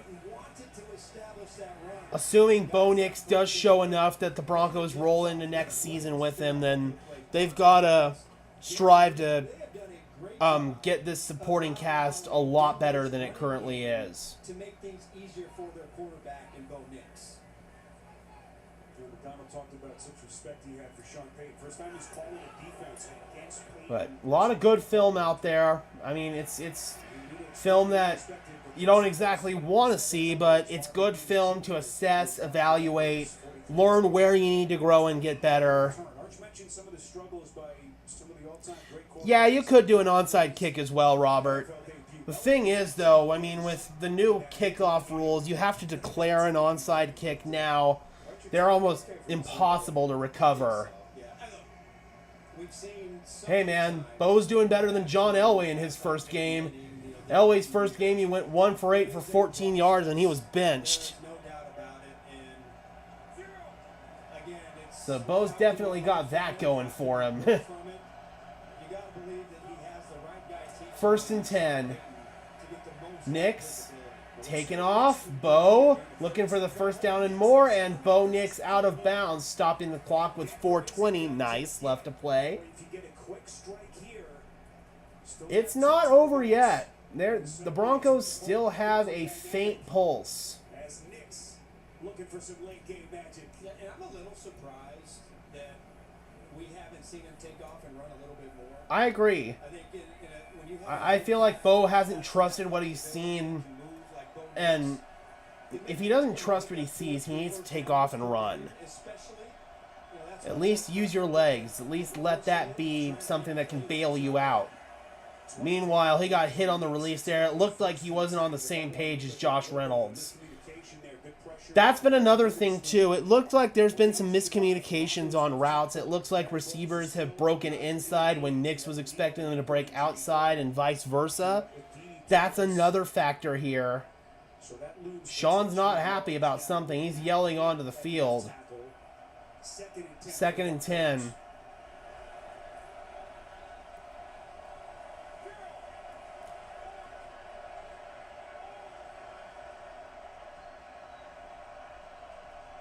From the Seattle 31, Nix. Little sit route there. It's caught. Cortland Sutton. Good job getting the ball out quickly there. And now it is 3rd down. The clock continues to roll, and Denver's not showing a whole lot of urgency. Yeah, they've had a hard time just getting any sort of connection. Another really nice tackle there from Seattle. Denver's 4 for 17 today on 3rd down conversions. That's absolutely putrid. 17 Yeah, they benched Elway, so I guess that's not a argument there in favor of my don't bench your rookie quarterback argument. But again, man, that's still not something I would go about doing. First down. Little China route there to Josh Reynolds. Clock continues to move, 3.5 minutes to play. So this is the drive where you can at least take a little bit of promise. Yes, the Seahawks are playing. Actually, that time they were playing man coverage. But Seahawks maybe are giving him some stuff underneath here, but at least Bo's seeing it and taking it. Yeah, and actually it looks like Seattle's playing a little bit more tight and aggressive. So this isn't really just prevent defense, give everything up underneath here. Like, Bo's actually making some good decisions on this drive. This is what you want. 2nd and 5. Bo trying to make sure everybody's on the same page.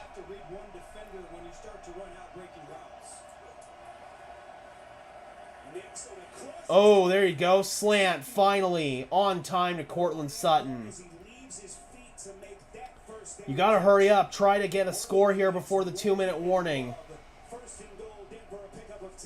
You got to hurry. It's 1st and goal. If you can get this score before the 2-minute warning, that would be ideal. Bo. Flushed. Bo has some room. He can run it. Bo Nix spinning his way in for the touchdown. There you go, Bo. Finally. All right, so, and the good news is you got that on the right side of the 2-minute warning. So that 2-minute warning is going to essentially act like a timeout. You've got a chance to get the ball back here if you're Denver. This game is not over yet.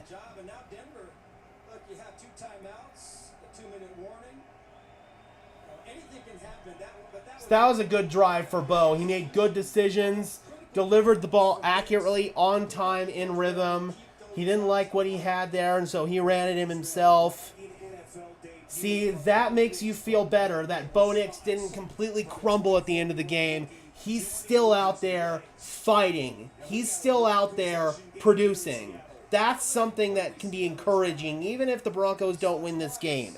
That drive right there is exactly what you want to see.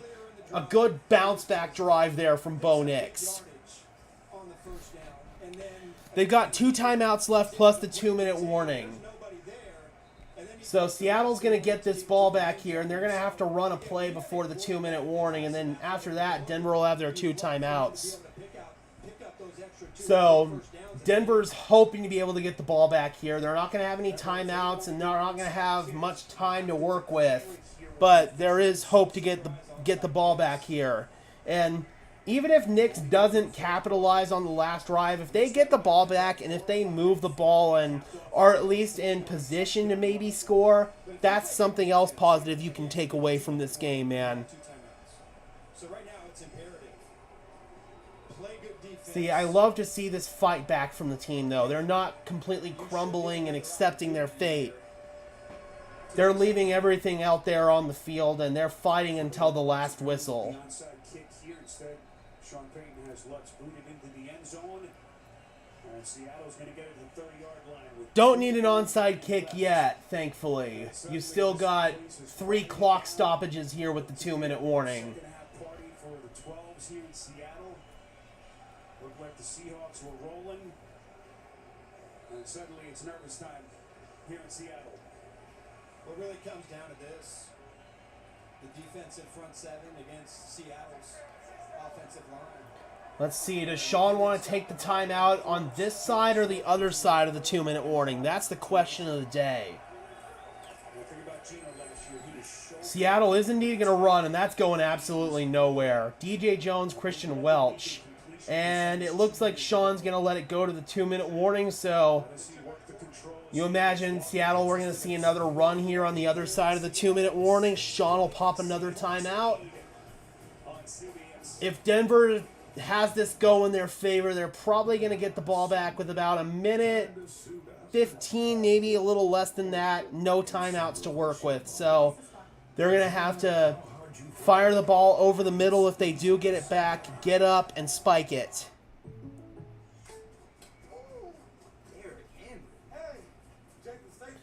Alright guys, so the plan for post-game is we're going to probably go live for about 15 minutes. And then we'll, once the press conferences start, I will have to dip out because the press conferences are a big piece of content here on the channel. So I need to get those out live as they are happening. And then once the press conferences are done, we will probably pop in for whatever time we can before the Detroit game starts, because my other channel, I want to be able to get videos out for that. After the Sunday night game, though, I will definitely be making videos about this because we've got a lot to talk about. A lot to talk about. The truth about DIY is you never really do it all by yourself. But I know those are going to be some big press conferences, and I want to be able to get those out to you guys as soon as humanly possible. We do. So what are you working on? From RSV and people 60 years and Be throughout the course of this season is moments like that you're going to have to hang your hat on. Based on what I've seen, I don't know if this Broncos team is going to win a whole lot of football games. And they've managed... It's real food that's coming to our tables. That's what. But this is really a week-by-week process, man. This week, things didn't go the way Denver had hoped, but there is, at least with that last drive, some positive to hang your hat on.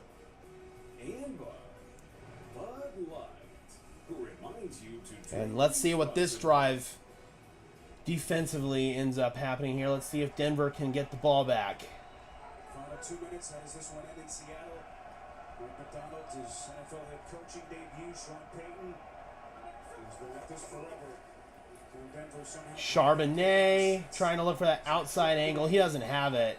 That's a bad play call by Seattle.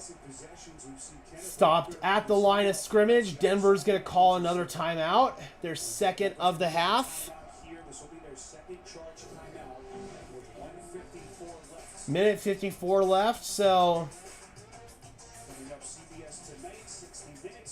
gonna pop that last timeout here after probably another run play from Seattle, or let's see if Seattle wants to get aggressive and throw here and try to end it right now. It's 3rd and 10, so I'd lean towards Seattle being more conservative, especially having a defensive-minded head coach. But let's see. 3rd and 11, minute 54. Yeah, the way I see it, if you're Seattle, even though it's 3rd and 11, you still run this football. Yeah, I would agree. I'd probably run the ball here if I'm Seattle. They're trying to hard count him. Gino with using his voice inflection. They freaking got him. Oh, man. Okay, so Denver did jump. Noah Fant's short of the line to gain here. So, does Seattle take the penalty?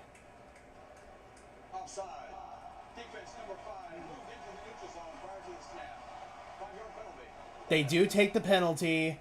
It's going to be 3rd down and short here. To prevent that first down. Or actually 3rd down and 6, so 3rd and 6.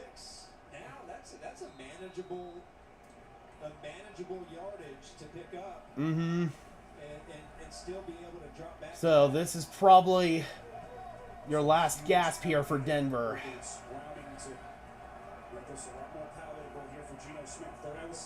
3rd and 6, and they're going to throw it. They spread it out. If it's not there for Smith. Smith fires. It's caught. 1st down. Tyler Lockett working on Riley Moss. And that is going to seal the game. Well, there we go, Broncos country. That last drive gave you some positive to hang your hat on. Unfortunately, Denver unable to get the ball back, and game over. Game over. Definitely not the debut you wanted from Bo Nix. There's positive to hang your hat on for sure, but also a lot of negative stuff, a lot of rough stuff. All right, guys, we're going to be going live for the post-game show pretty much right away here. Seattle in victory formation, dropping down to a knee. Denver Broncos lose their season opener 26-20. Show the fight back, but ultimately it wasn't enough. Thank you guys so much for tuning in. See you over on the post game here in about 15 minutes, or not even 15 minutes, more like 5. But before we do that, be sure to leave a like on this stream as well as subscribe to the channel. I would really appreciate it, guys. Both free and easy ways to show your support. And until next